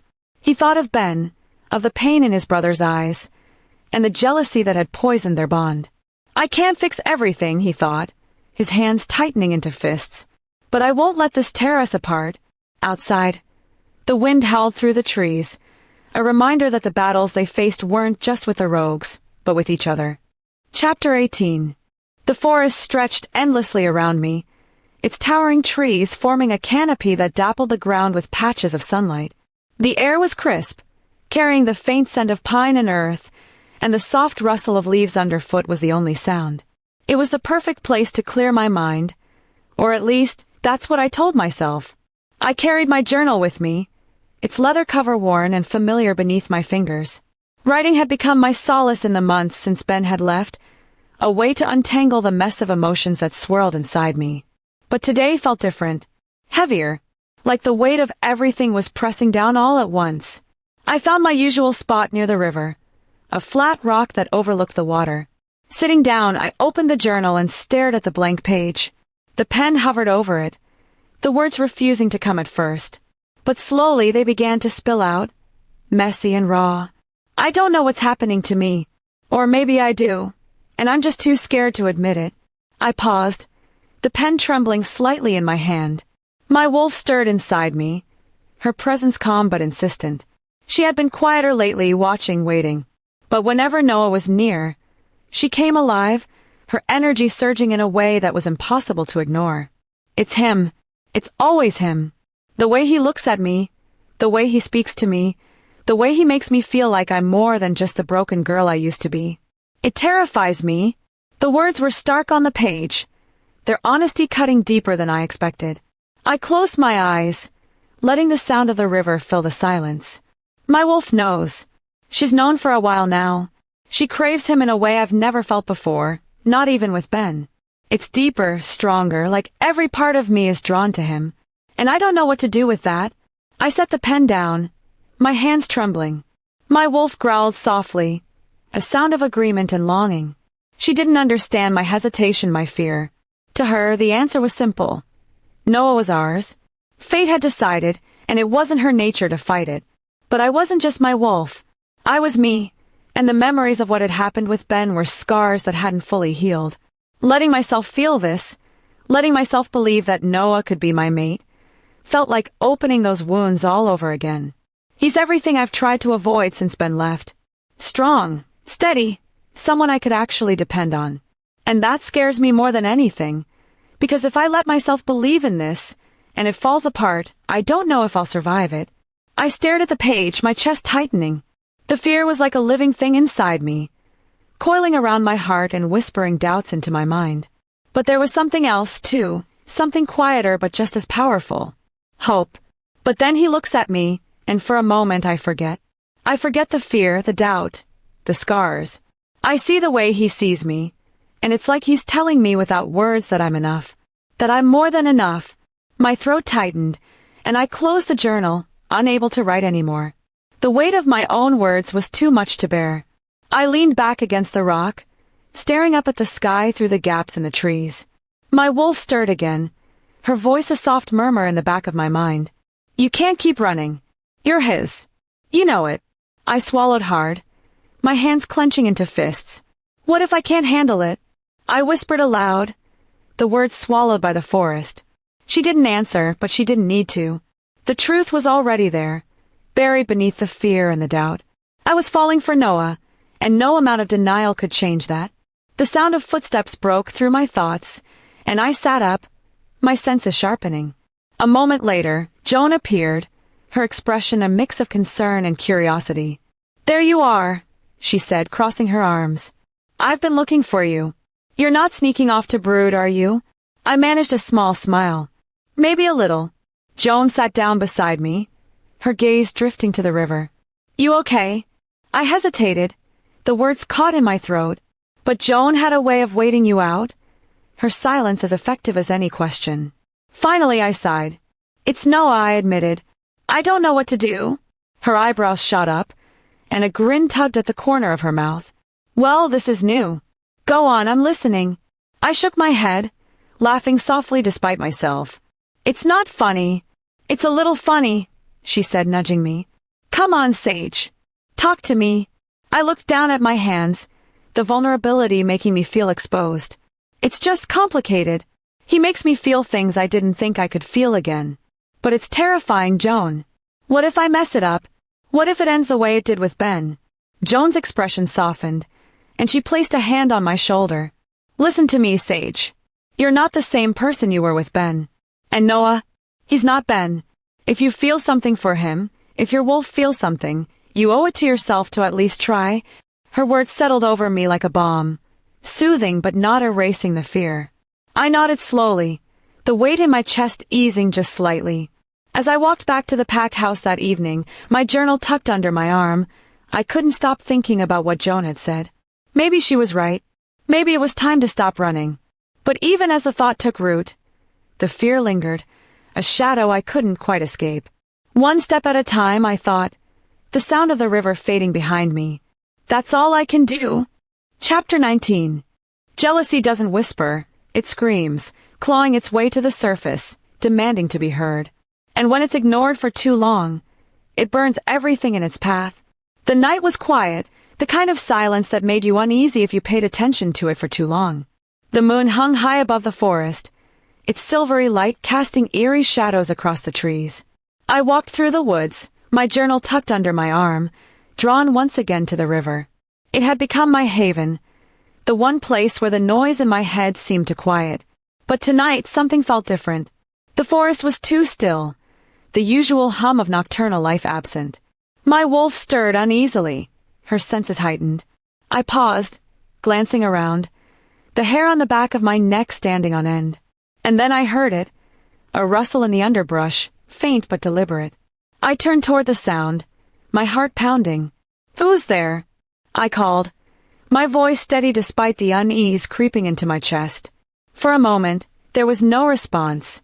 Then, a figure stepped out from the shadows, her movements deliberate and filled with a chilling confidence. Lyra. She stood there, her arms crossed, her expression calm but her eyes burning with something darker. Her presence sent a ripple of unease through me, and my wolf bristled, readying herself. Lyra, I said cautiously, what are you doing out here?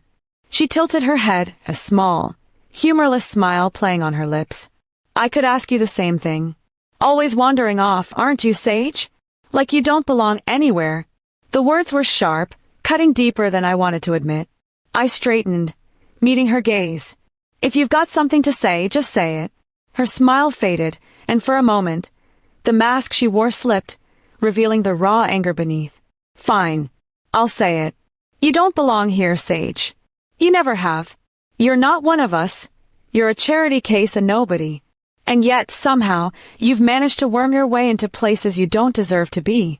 The venom in her voice sent a chill through me, but I refused to back down. You don't get to decide who belongs and who doesn't, I said, my voice firm. The pack isn't about bloodlines or status. It's about loyalty, about strength. And I've earned my place. Lyra laughed, the sound cold and hollow. Strength, loyalty. Don't make me laugh, Sage. You're nothing more than a weak little girl pretending to be something you're not. And now you're trying to take what's mine. The accusation hit me like a blow. What are you talking about? Her eyes narrowed, her wolf shining through in the glint of her gaze. Noah, she said, her voice a low growl. You think I haven't noticed? The way he looks at you, the way he defends you, that's supposed to be me. I'm the one who's meant to stand beside him, not you. I stared at her, the realization dawning like a sudden storm. This is about him. You're doing all of this because you're jealous. Her smile returned, but it was colder this time, her wolf practically radiating malice. Jealousy? Oh, Sage, this is so much bigger than that. You don't just threaten my place with Noah. You threaten everything. The pack, the elders, the traditions. You don't belong, and I'm going to make sure everyone remembers that.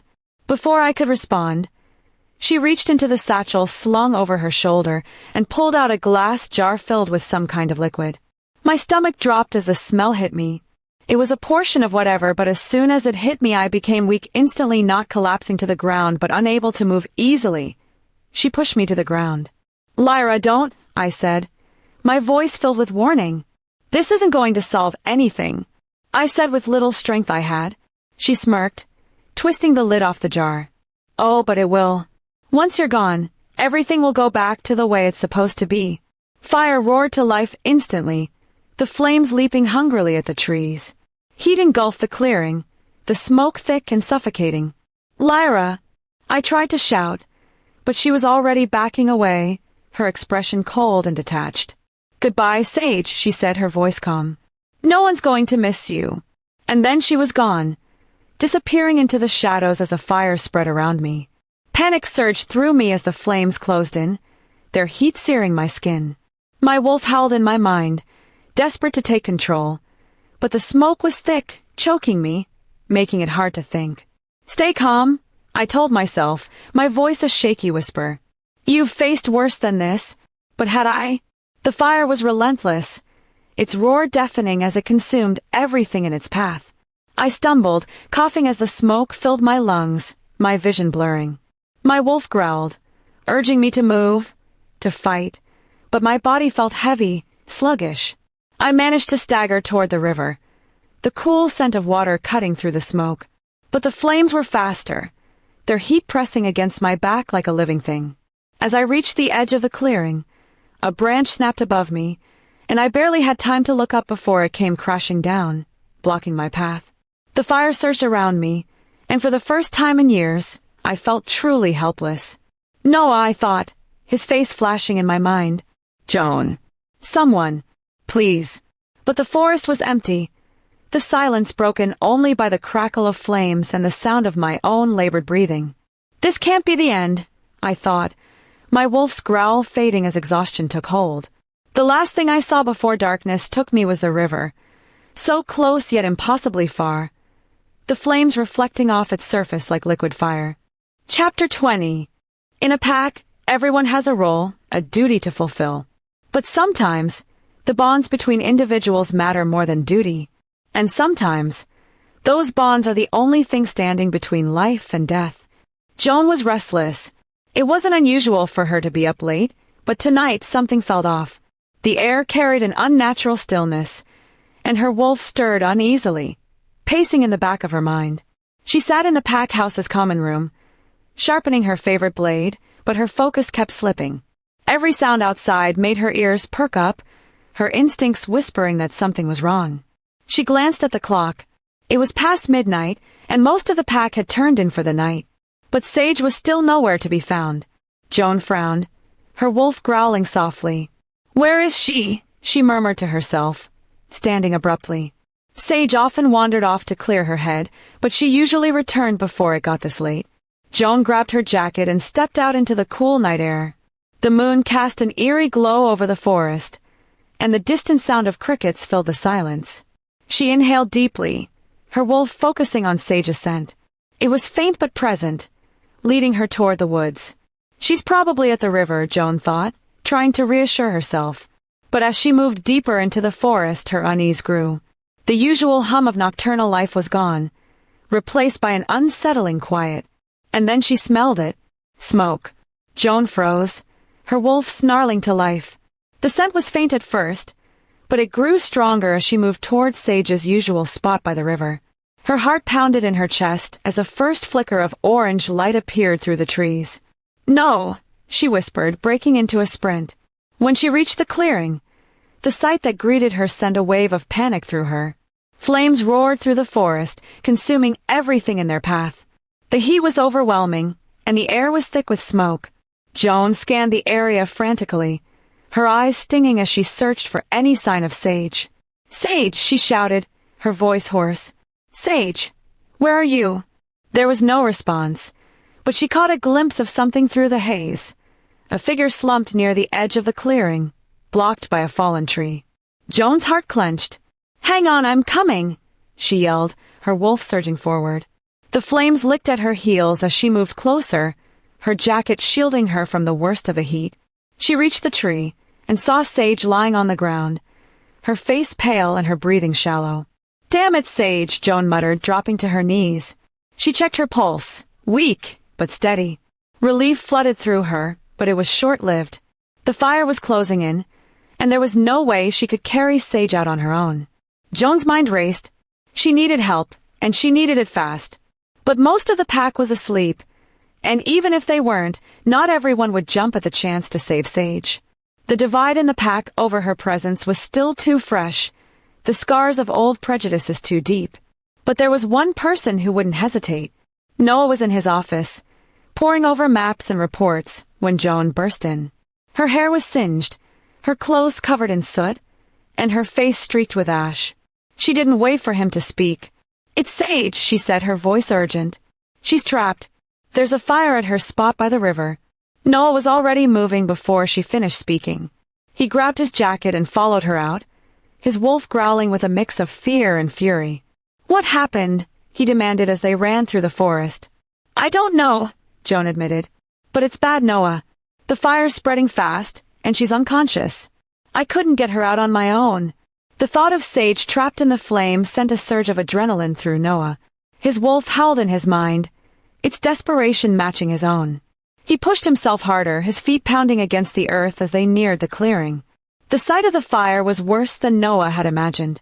The flames illuminated the night, their roar deafening. The heat was suffocating, and the smoke stung his eyes, but none of that mattered. He saw her.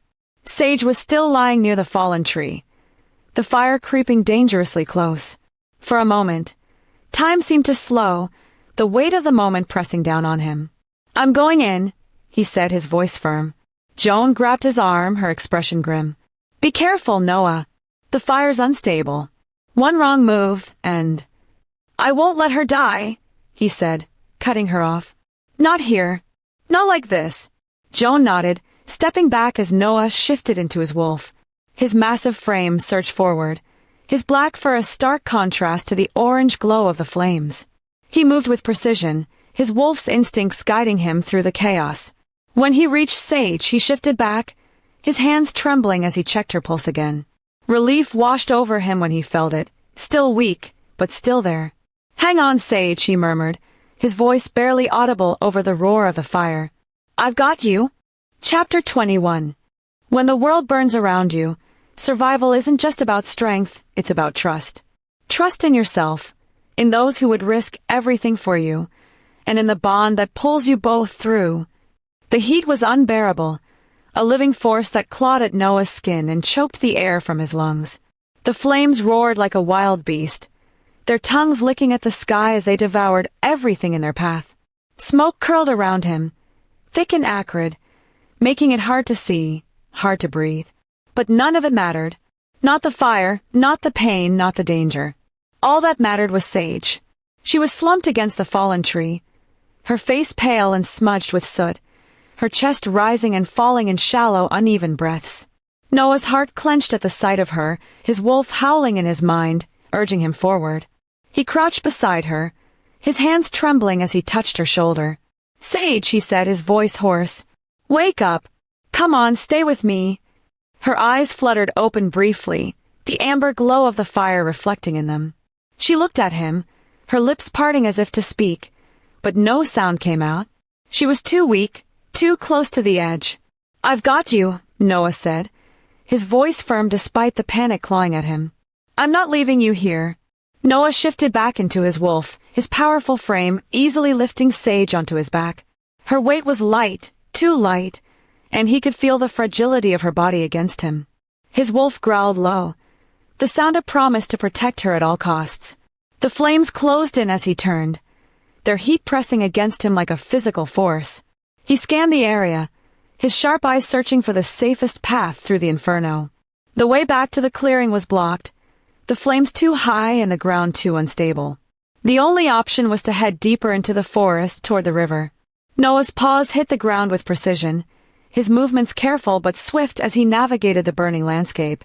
The smoke was blinding, and the roar of the fire drowned out all other sounds, but he focused on the rhythm of his breathing, on the steady beat of Sage's pulse against his fur. "Keep going," his wolf urged. "She needs you." The fire seemed to have a mind of its own, its tendrils reaching out to block his path at every turn. A burning branch crashed to the ground just ahead of him, sending sparks flying. Noah skidded to a stop, his muscles coiled with tension as he calculated his next move. "I won't let you have her," he growled under his breath, as if the fire could hear him. With a burst of speed, he leapt over the fallen branch, his wolf's strength propelling them forward. The heat singed his fur, and the smoke burned his throat, but he didn't falter. He couldn't. Sage stirred slightly on his back, her weak voice barely audible over the chaos. "Noah!" The sound of her voice sent a surge of determination through him. "I'm here," he said, his voice steady. "I've got you. Just hold on." She didn't respond, but he felt her fingers curl slightly into his fur, a faint but deliberate movement that told him she was still fighting. The river was just ahead, its cool scent cutting through the acrid smoke like a lifeline. Noah pushed himself harder, his lungs burning and his legs trembling with the effort. The ground beneath him shifted dangerously, the fire consuming everything in its path, but he didn't stop. Finally, they broke through the wall of flames and reached the riverbank. Noah collapsed onto the cool, damp earth, his chest heaving as he shifted back to his human form. He gently lowered Sage to the ground, cradling her in his arms. "Sage," he said urgently, brushing her hair back from her face. "Come on, wake up. Open your eyes." Her eyelids fluttered, and she let out a weak cough, the sound both heartbreaking and relieving. She opened her eyes, her gaze unfocused but searching. When they landed on him, a faint smile tugged at the corners of her lips. "You came for me," she whispered. Noah's throat tightened and he nodded. "Of course I did. I'll always come for you." The danger wasn't entirely over. The fire still burned behind them, its glow casting eerie shadows across the riverbank. But for now they were safe. Noah held Sage close, his arm steady despite the exhaustion that threatened to pull him under. "You scared the hell out of me," he said softly, his voice raw. "Don't ever do that again." Sage let out a weak laugh, her head resting against his chest. "I wasn't exactly planning on it." They sat there, the world around them fading into the background. The fire was a distant roar now, and the cool air of the river was a balm to their battered bodies. As Sage regained some of her strength, she looked up at Noah, her eyes filled with a mixture of gratitude and something deeper, something unspoken. "You didn't have to come for me," she said quietly. "You could have let someone else." "Stop," Noah interrupted, his voice firm but gentle. "I couldn't let someone else. It had to be me." Her brow furrowed, confusion and vulnerability flickering across her face. Why? Noah hesitated, his heart pounding. This wasn't the time or place for confessions. But the words were there, hanging in the air between them. Finally he spoke, his voice barely above a whisper. Because you're my mate, Sage. I've known it for a long time, and I'm done pretending I don't feel it. Her eyes widened, and for a moment, she was silent, her breath hitching as his words sank in. Her wolf stirred, a soft growl of agreement rumbling in the back of her mind. Noah, she began, her voice trembling. He cupped her face gently, his thumb brushing against her cheek. You don't have to say anything. I just needed you to know. Sage closed her eyes, leaning into his touch. The fire might have been behind them, but the emotional blaze between them was just beginning. Chapter 22. Strength isn't just about muscles or power. It's about what you're willing to sacrifice, what you'll risk to save the ones who matter most. The fire wasn't done with us. Even as the cool river soothed the worst of the heat and smoke, the flames roared on, claiming everything they touched. The forest crackled and groaned under its assault, trees swaying dangerously as their roots burned. I could feel the ground beneath us shift, the air alive with the chaos of destruction. Noah stood, his arm around me as he steadied himself. He was pale, his breath labored, but his grip on me was firm, reassuring. We need to move, he said, his voice hoarse but steady. The fire's spreading. We're not safe here.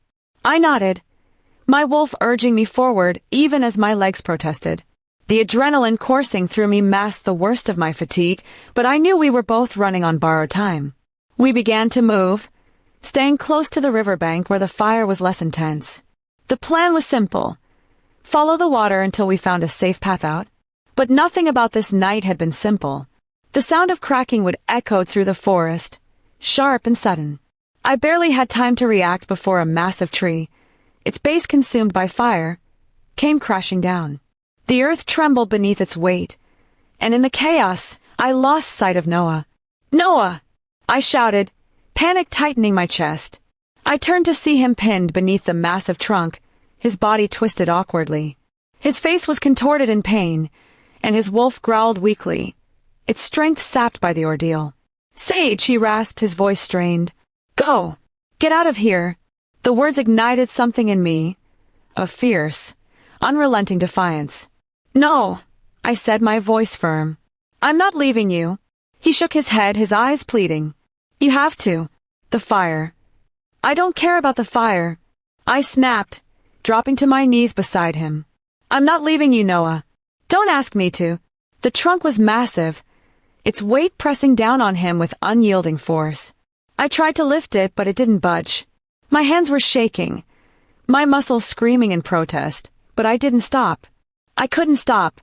Come on, I growled, my wolf pushing me forward. Move!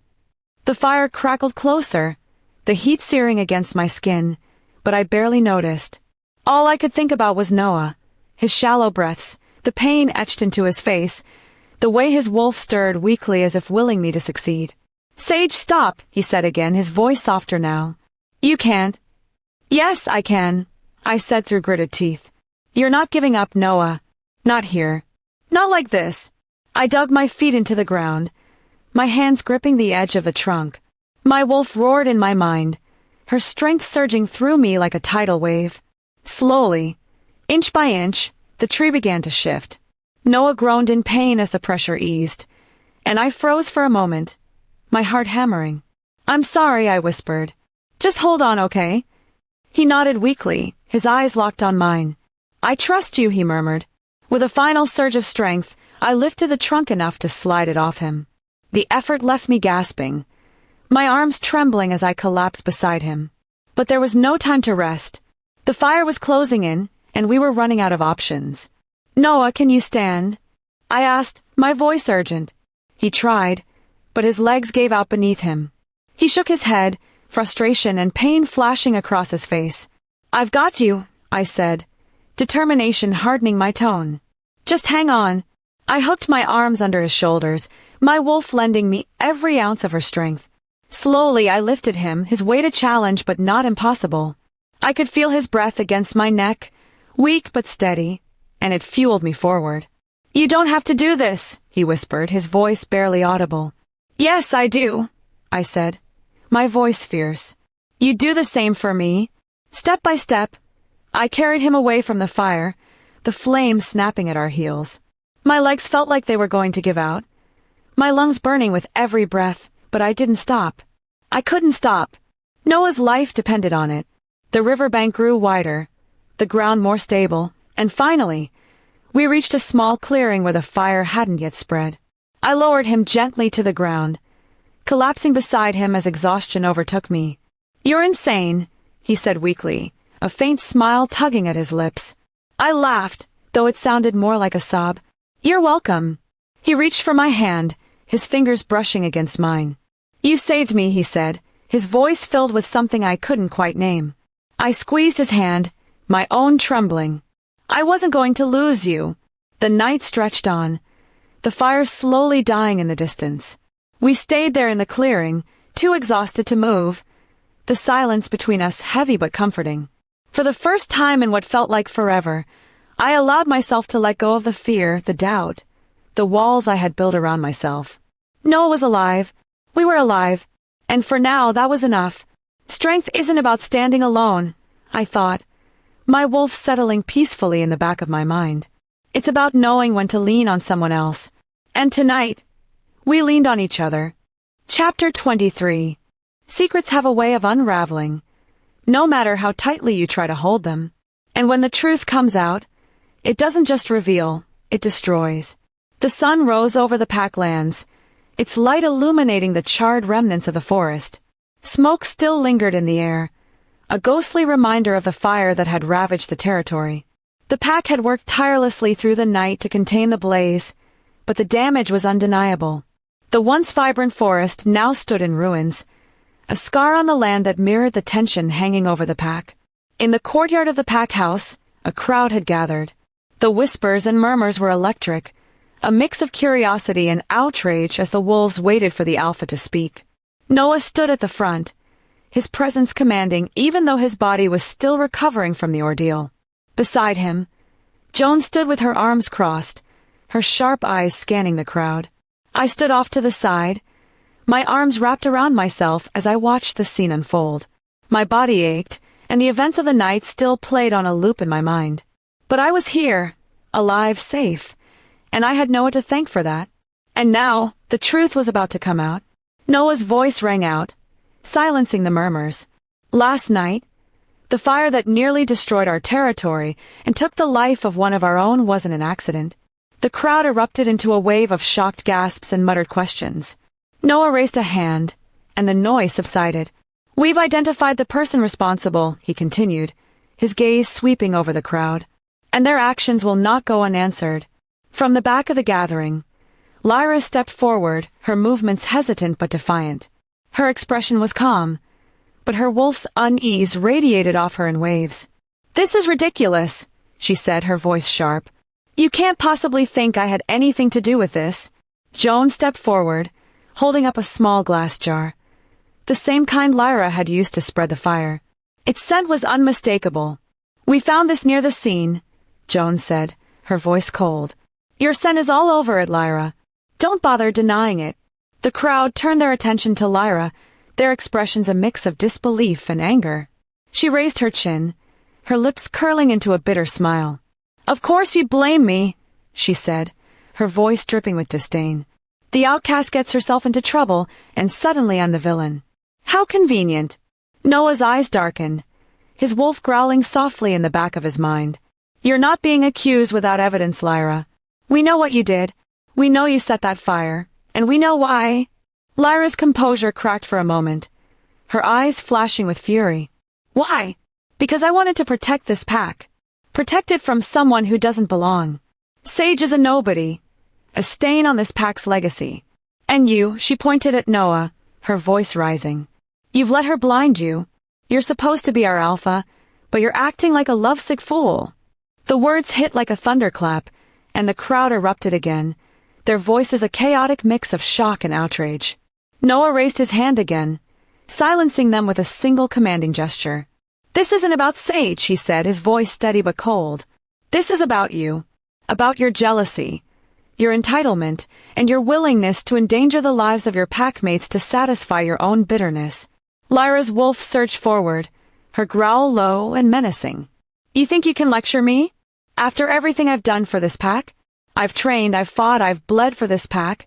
While she's done nothing. Joan stepped forward, her expression icy. She saved Noah's life. She's been rebuilding herself piece by piece while you've been tearing others down. If you can't see the difference, then you don't deserve to call yourself one of us. The weight of their words finally broke through Lyra's defenses. Her shoulders slumped, and for a moment, she looked small, vulnerable. But then her eyes hardened, her defiance flaring once more. Fine, she said, her voice shaking but firm. Exile me. Cast me out. But don't pretend this pack is better off with her in it. Noah stepped closer, his gaze unrelenting.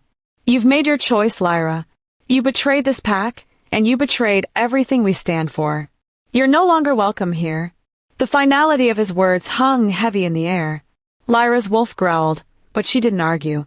She turned on her heel and walked away, her head held high even as the pack watched her go. As the crowd dispersed, the weight of what had happened settled over me. Noah approached, his expression softening as he reached out to touch my shoulder. You okay? He asked, his voice low. I nodded, though the emotions swirling inside me were hard to put into words. I didn't expect it to end like this. It needed to, he said firmly. For the pack. For you. I looked up at him, the warmth in his eyes grounding me. Thank you, I said quietly. For everything. He smiled, a small but genuine thing. You don't have to thank me, Sage. I'll always protect you. For the first time in a long time I felt safe. Truly safe. And as the sun rose higher, casting its light over the damaged forest, I realized that maybe, just maybe, things were finally starting to heal. Chapter 24. Respect isn't given. It's earned through every choice, every sacrifice, and every moment you stand your ground, even when the odds are against you. The Elder's Chamber was a place of history and tradition, its stone walls etched with the stories of the pack's greatest triumphs and darkest days. I had only been here once before, years ago, when I was still too young and too naive to understand the weight this room carried. Now, as I stood in its center, all eyes on me, the weight was almost suffocating. The elders sat in a semicircle, their expressions ranging from neutral to skeptical. They were the pillars of the pack, the voices of wisdom and guidance. But they were also the gatekeepers of tradition, and I knew that many of them still saw me as an outsider. Noah stood beside me, his presence steady and reassuring. His hand brushed against mine briefly, a silent promise that I wasn't alone in this. We are here, Elder Marcus began, his deep voice echoing in the chamber, to discuss the events of the past days and their implications for the future of our pack. His sharp gaze landed on me, and I met it without flinching. Sage, he continued, his tone measured. You have been at the center of much upheaval lately. Some of it unavoidable, some of it not. But before we proceed, we would like to hear from you directly. What do you have to say for yourself? I took a deep breath, my wolf stirring inside me. She was calm, her confidence lending me strength. I know I don't come from a strong bloodline, I began, my voice steady. I know I'm not what many of you expected when you think of someone standing beside your alpha. But everything I've done, everything I've fought for, has been for this pack. I looked around the room, meeting each elder's gaze. When the rogues attacked, I stood with you. When the fire raged, I fought to protect the pack. And when one of our own betrayed us, I stayed loyal. Not because I had to, but because this pack is my family. It's the only family I have left. The room was silent, the weight of my words hanging in the air. My heart pounded, but I didn't let it show. I may not have been born into this pack, I continued, my voice growing stronger, but I've earned my place here. And I will keep earning it every day, if that's what it takes. The silence stretched on, the elders exchanging glances. Finally, Elder Miriam, one of the oldest and most respected among them, leaned forward. You've shown courage, she said, her tone softer than I expected, and loyalty. But those alone are not enough to lead beside our alpha. Do you truly believe you are ready for the responsibility that comes with that role? I hesitated, not because I doubted my answer, but because I wanted them to see the sincerity in my words. I'm ready to try, I said finally. I'm ready to learn, to grow, and to be the mate Noah deserves. I know I won't be perfect, but I'll never stop fighting for this pack. Noah stepped forward then, his voice cutting through the tension. She doesn't have to prove herself to me, he said firmly. I've seen her strength, her heart, and her dedication. Sage is my fated mate. That's not up for debate. His words sent a ripple through the room, the finality of them impossible to ignore. For a moment, the elders looked as if they might argue, but then Elder Marcus nodded slowly. Very well, he said, his voice heavy with authority. Sage, your actions have indeed shown a commitment to this pack that cannot be denied. You've faced challenges that would have broken others, and you've stood firm. If Noah believes in you, then we will too. Relief flooded through me, but I kept my expression steady, not wanting to show how much their approval meant. Elder Miriam smiled faintly. Welcome to the pack, Sage. Truly. As Noah and I left the chamber, the tension that had gripped me finally began to ease. The weight I'd carried for so long, the doubt, the fear of not belonging lifted, replaced by something new. Noah reached for my hand, his touch grounding me. You did it, he said softly. I looked up at him, a small smile tugging at my lips. We did it. His eyes softened, his wolf shining through for a moment. You've always belonged here, Sage. I'm just glad they finally see it, too. That evening, the pack gathered in the courtyard to celebrate. The atmosphere was electric, filled with laughter and warmth as the wolves came together to honor the victories of the past days. I stood beside Noah, the glow of the firelight reflecting in his eyes, and for the first time in a long time, I felt at peace. As the night wore on, wolves came up to me, wolves who had once kept their distance, offering kind words and gestures of acceptance. Even Joan, always the first to tease, pulled me into a warm hug. About time they caught up, she said with a grin. I've always known you were one of us. By the end of the night, as the fire burned low and the pack began to disperse, I found myself standing beside Noah, looking out over the charred forest. It's going to take time to rebuild, I said, my voice quiet. He nodded, his gaze steady. We'll do it together. His words held a promise, one that went beyond the forest, beyond the pack. It was a promise of a future, of a bond that couldn't be broken. And for the first time, I believed it. Chapter 25. Some moments feel like the world stops turning, like time itself bends just for you. And in those moments, you realize that home isn't a place. It's a person. The night was quiet, the kind of stillness that wrapped around you like a blanket. The stars glittered above us, scattered across the sky like shards of light, their brilliance undimmed by the charred forest around us. The pack had retreated to their homes, their laughter and celebration fading into the soft hum of crickets and the gentle rustle of leaves. Noah and I lingered by the edge of the clearing, the remnants of the fire pit glowing faintly behind us. The warmth of the night was comforting, but it was the presence of Noah beside me that made everything feel safe. We hadn't spoken much since the elders' decision earlier in the day. The weight of everything, Lyra's betrayal, the fire, the pack's acceptance, had settled over us like a storm finally quieted. But now, standing here with him, I felt like the calm was finally settling in. Noah broke the silence first. You did it, you know. I turned to look at him, his profile illuminated by the soft light of the moon. Did what? He glanced at me, his lips curving into a small smile. Proved them all wrong. The elders, the pack, even yourself. You showed them how strong you are. His words hit me harder than I expected, and I found myself looking away, my chest tightening. I wasn't trying to prove anything, I said quietly. I just wanted to belong. He stepped closer, his presence steady and grounding. You've always belonged, Sage. The only one who didn't see it was you. I felt the heat rise to my cheeks, a soft laugh escaping me. You always know the right thing to say, don't you? Not always, he admitted, his voice lighter now. But when it comes to you, it's easy. You make it easy. We stood there for a moment, the silence between us comfortable and full of unspoken understanding. Finally, Noah reached out, his fingers brushing against mine.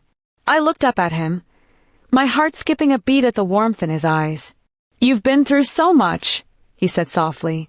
"And yet you're still standing, still fighting. Do you know how incredible that is?" I shook my head, the words catching in my throat. "I'm not as strong as you think, Noah. I was so scared during the fire. If it weren't for you, I don't think I would have made it." He tilted his head, his expression gentle but firm. "You saved me, Sage. You didn't hesitate, didn't falter. That's strength. And whether you see it or not, it's what makes you you." His hand found mine then, his fingers lacing through mine with a tenderness that sent warmth flooding through me. I looked down at our joined hands, my wolf stirring softly in the back of my mind. She was quiet but content, her presence a steady hum that mirrored my own feelings. "I don't know if I'm ready for all of this," I admitted, my voice barely above a whisper. "The pack being your mate, it's so much." Noah's grip on my hand tightened slightly, his voice steady. "You don't have to be ready all at once. We'll take it one step at a time. Together." I looked up at him then, his words sinking deep into my heart. There was no pressure in his gaze, no expectation, just a quiet promise. A promise that I didn't have to face any of this alone. The stars seemed to shine brighter as he reached up, brushing a strand of hair from my face. His touch was gentle, his fingers lingering for a moment before trailing down to cup my cheek.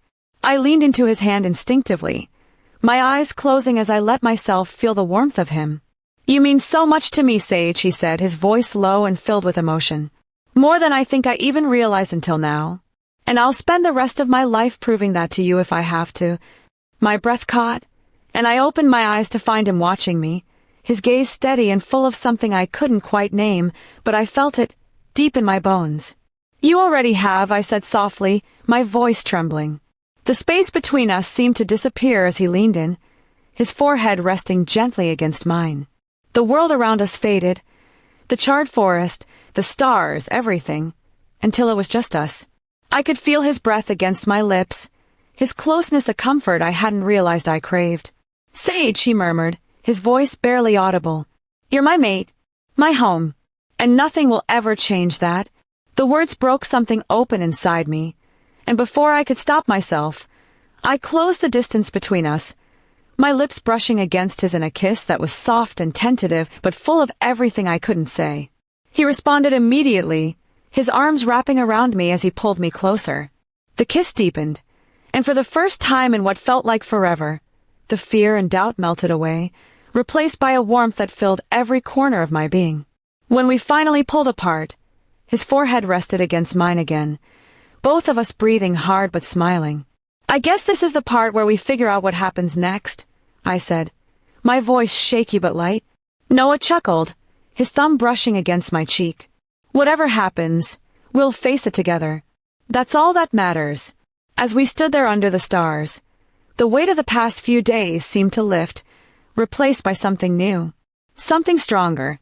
And for the first time, I let myself believe that this, Noah, the pack, this bond we shared could be my home. Because maybe home wasn't a place, maybe it was a person, and Noah was mine. Chapter 26. A pack is only as strong as its bonds, as resilient as its leaders. And now, I wasn't just a part of it, I was standing at the forefront beside him. The sun was just beginning to rise over the pack lands, its golden rays painting the sky in hues of pink and orange. The morning air carried the faint chill of dawn, a quiet calm that belied the tension simmering beneath the surface. The pack was awake and bustling, preparing for what was to come. The rogues weren't going to stop. That much was clear. The attack on the eastern border, the calculated ambushes, the fire, it was all part of a larger plan. And now, the pack had to be ready. We had to be ready. I stood near the training grounds, watching as wolves of all ranks sparred and strategized. Joan barked orders, her voice sharp but encouraging, while Noah moved between groups, his presence commanding yet steady. He had a way of inspiring loyalty with just a glance, and as I watched him, I felt a surge of pride and something deeper. This was my pack now. These were my people. And for the first time, I felt like I belonged. Noah approached me, his expression calm but focused. His dark eyes scanned my face, softening slightly as they met mine. How are you holding up? He asked, his voice low. I smiled faintly, my hands brushing against the hem of my jacket. I'm okay. Just trying to take it all in. He nodded, his gaze shifting to the training grounds. It's a lot, but you're handling it. I glanced at him, my chest tightening at the quiet confidence in his voice. I don't want to let you down, I admitted. He turned back to me, his hand reaching out to touch my arm. You could never let me down, Sage. You've already proven yourself over and over. The pack sees it. I see it. His words were a balm to the lingering doubt that still whispered in the back of my mind. I nodded, taking a deep breath. What's the plan for today? Noah gestured toward the far side of the training grounds, where the betas were gathered around a large map spread out on a table. We're finalizing patrol routes and defense strategies. The rogues are regrouping, and we need to be ready for anything. I followed him as he walked toward the table, my steps falling into rhythm with his. The betas looked up as we approached, their expressions a mix of respect and determination. Sage, one of them said, nodding in acknowledgement. Glad you're here. The simple words sent a flicker of warmth through me.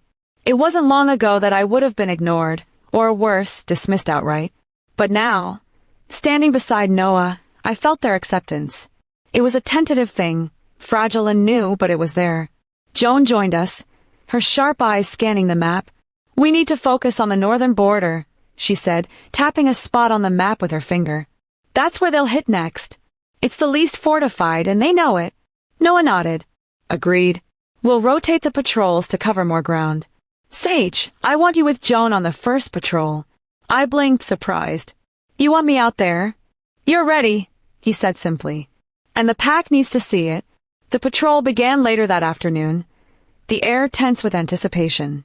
Joan led the group, her movements confident and precise as she directed the wolves into formation. I stayed close to her, my senses sharp as I scanned the forest for any signs of movement. The northern border was quiet, the stillness almost unnerving. The trees stood tall and unyielding, their shadows stretching across the ground like silent sentinels. My wolf stirred inside me, her instincts on high alert. You're doing great, Joan said quietly, her voice breaking the silence. Just keep your head up and trust your instincts. I nodded, my grip tightening on the hilt of the dagger strapped to my side. Do you think they'll come today? Joan shrugged, her expression unreadable. Hard to say, but if they do, we'll be ready. By the time we returned to the pack house, the sun was beginning to set, casting the sky in hues of gold and crimson. The patrol had been uneventful, but the tension in the air hadn't eased. Everyone knew it was only a matter of time before the rogues made their next move. Noah was waiting for us when we arrived, his gaze sweeping over the group before landing on me. His expression softened, and he stepped forward, his hand brushing against mine as we walked side by side toward the fire pit. How is it? He asked. Quiet, I said. Too quiet. He nodded, his jaw tightening. They're testing us, trying to keep us on edge. It's working, I admitted, my voice low. He turned to me, his eyes searching mine. Don't let them get to you. They want us to be scared, to hesitate. But we're stronger than that. You're stronger than that. That evening, as the pack gathered around the fire, I sat beside Noah, his presence a steady comfort. The pack was talking, strategizing, but my mind kept drifting to the future, to what lay ahead. Noah must have sensed my unease because he leaned closer, his voice low. You're thinking too much. I huffed a quiet laugh, glancing at him. You think? He smiled, his hand resting briefly on mine. Whatever comes, we'll face it together. You're not alone in this, Sage. You never will be. His words settled over me like a blanket, the warmth of them chasing away the lingering chill of doubt. I looked around at the pack, at the wolves who had become my family, and for the first time, I felt truly ready. As the fire burned low and the stars began to emerge, I leaned into Noah's side, his arm wrapping around me. The rogue threat loomed on the horizon, but for now we were here, together. And that was enough. We'll fight, we'll endure, and we'll win. Because this is my pack now, and I'll do whatever it takes to protect it. Chapter 27. The future is uncertain, but when you stand together, there's no storm you can't weather, no enemy you can't face. The strength of a pack isn't in its numbers, it's in its unity. The sky was heavy with the weight of dawn, a muted gray that promised rain but hadn't yet delivered. The forest stretched endlessly around the packlands, scarred but resilient, much like the wolves who called it home. The air hummed with an unspoken energy as the pack gathered in the courtyard, their faces a mix of determination and resolve. Noah stood at the forefront, his presence commanding but calm. Beside him, I stood tall, the weight of my new role settling on my shoulders like a second skin. And on my other side, Joan, ever the steady force, stood with her arms crossed, her sharp eyes scanning the crowd. The three of us, a team forged in fire and bound by trust. Noah's voice rang out, cutting through the early morning quiet. We've been tested by rogues, by betrayal, by fire, and we've come through stronger. But our fight isn't over.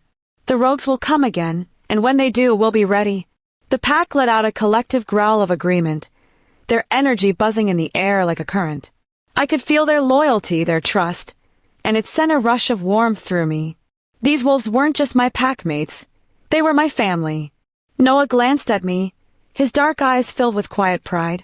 He stepped back slightly, giving me the space to speak. My chest tightened for a moment, but then Joan nudged me gently with her elbow, her smirk reassuring. Go on, she murmured. You've got this. I nodded, taking a deep breath before stepping forward. The weight of their gazes was daunting, but my wolf stirred inside me, her strength steadying my nerves. I know I'm new to this role, I began, my voice strong despite the tremble in my chest. I know some of you doubted me, and I don't blame you. But I want you to know that I will fight for this pack with everything I have.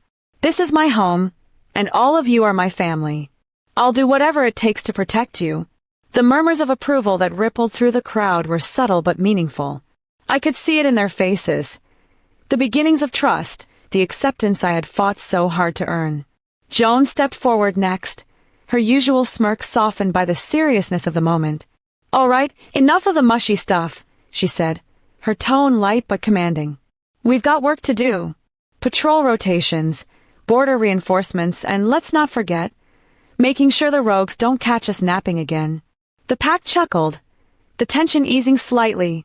That was Joan's gift, her ability to bring levity even in the darkest moments. Noah nodded, his expression thoughtful. We'll divide into teams and cover every vulnerable point. No one patrols alone, and no one takes unnecessary risks. He glanced at me and Joan, his gaze steady. We lead by example. Together. The day passed in a blur of preparation. Wolves moved with purpose, their energy focused as they fortified the borders and scouted the forest. Joan was everywhere at once, barking orders and keeping morale high. Noah split his time between the patrols and the pack house, his presence a constant reminder of the strength we all drew from him. I found myself in the heart of it all, working alongside wolves who had once kept their distance but now treated me like one of their own. The transformation was subtle but profound, and it filled me with a sense of belonging I hadn't realized I was still searching for. As the sun dipped below the horizon, painting the sky in hues of orange and pink, the pack gathered once more around the fire pit. The atmosphere was quieter now, the frenetic energy of the day giving way to a calm resolve. Noah stood at the center, his arm brushing against mine as he addressed the pack. We've done everything we can to prepare. Now we wait. But remember this, we're not just a pack, we're a family. And as long as we stand together, there's nothing we can't overcome. The pack howled in unison, the sound echoing through the night like a battle cry. It sent a shiver down my spine, my wolf surging with pride. Later, as the fire burned low and the pack began to disperse, I stood with Noah and Joan at the edge of the clearing. The three of us were quiet, the weight of the day settling over us. Joan was the first to break the silence, her voice teasing but warm. Well, if the rogues show up tomorrow, at least we'll be ready to give them hell. Noah chuckled, his hand resting briefly on her shoulder. That's the plan. Joan turned to me, her grin softening. And you, Sage? Ready to show the world what you're made of? I smiled, the warmth of their support steadying me. More than ready. As Joan left to oversee the final patrols, Noah and I lingered, the forest stretching out before us like an endless promise. He turned to me, his dark eyes filled with a quiet intensity. You did good today, he said softly. I looked up at him, my heart swelling. So did you. He smiled, his hand brushing against mine. We'll get through this, Sage. Whatever comes, we'll face it together. I nodded, my wolf stirring with quiet agreement. Together.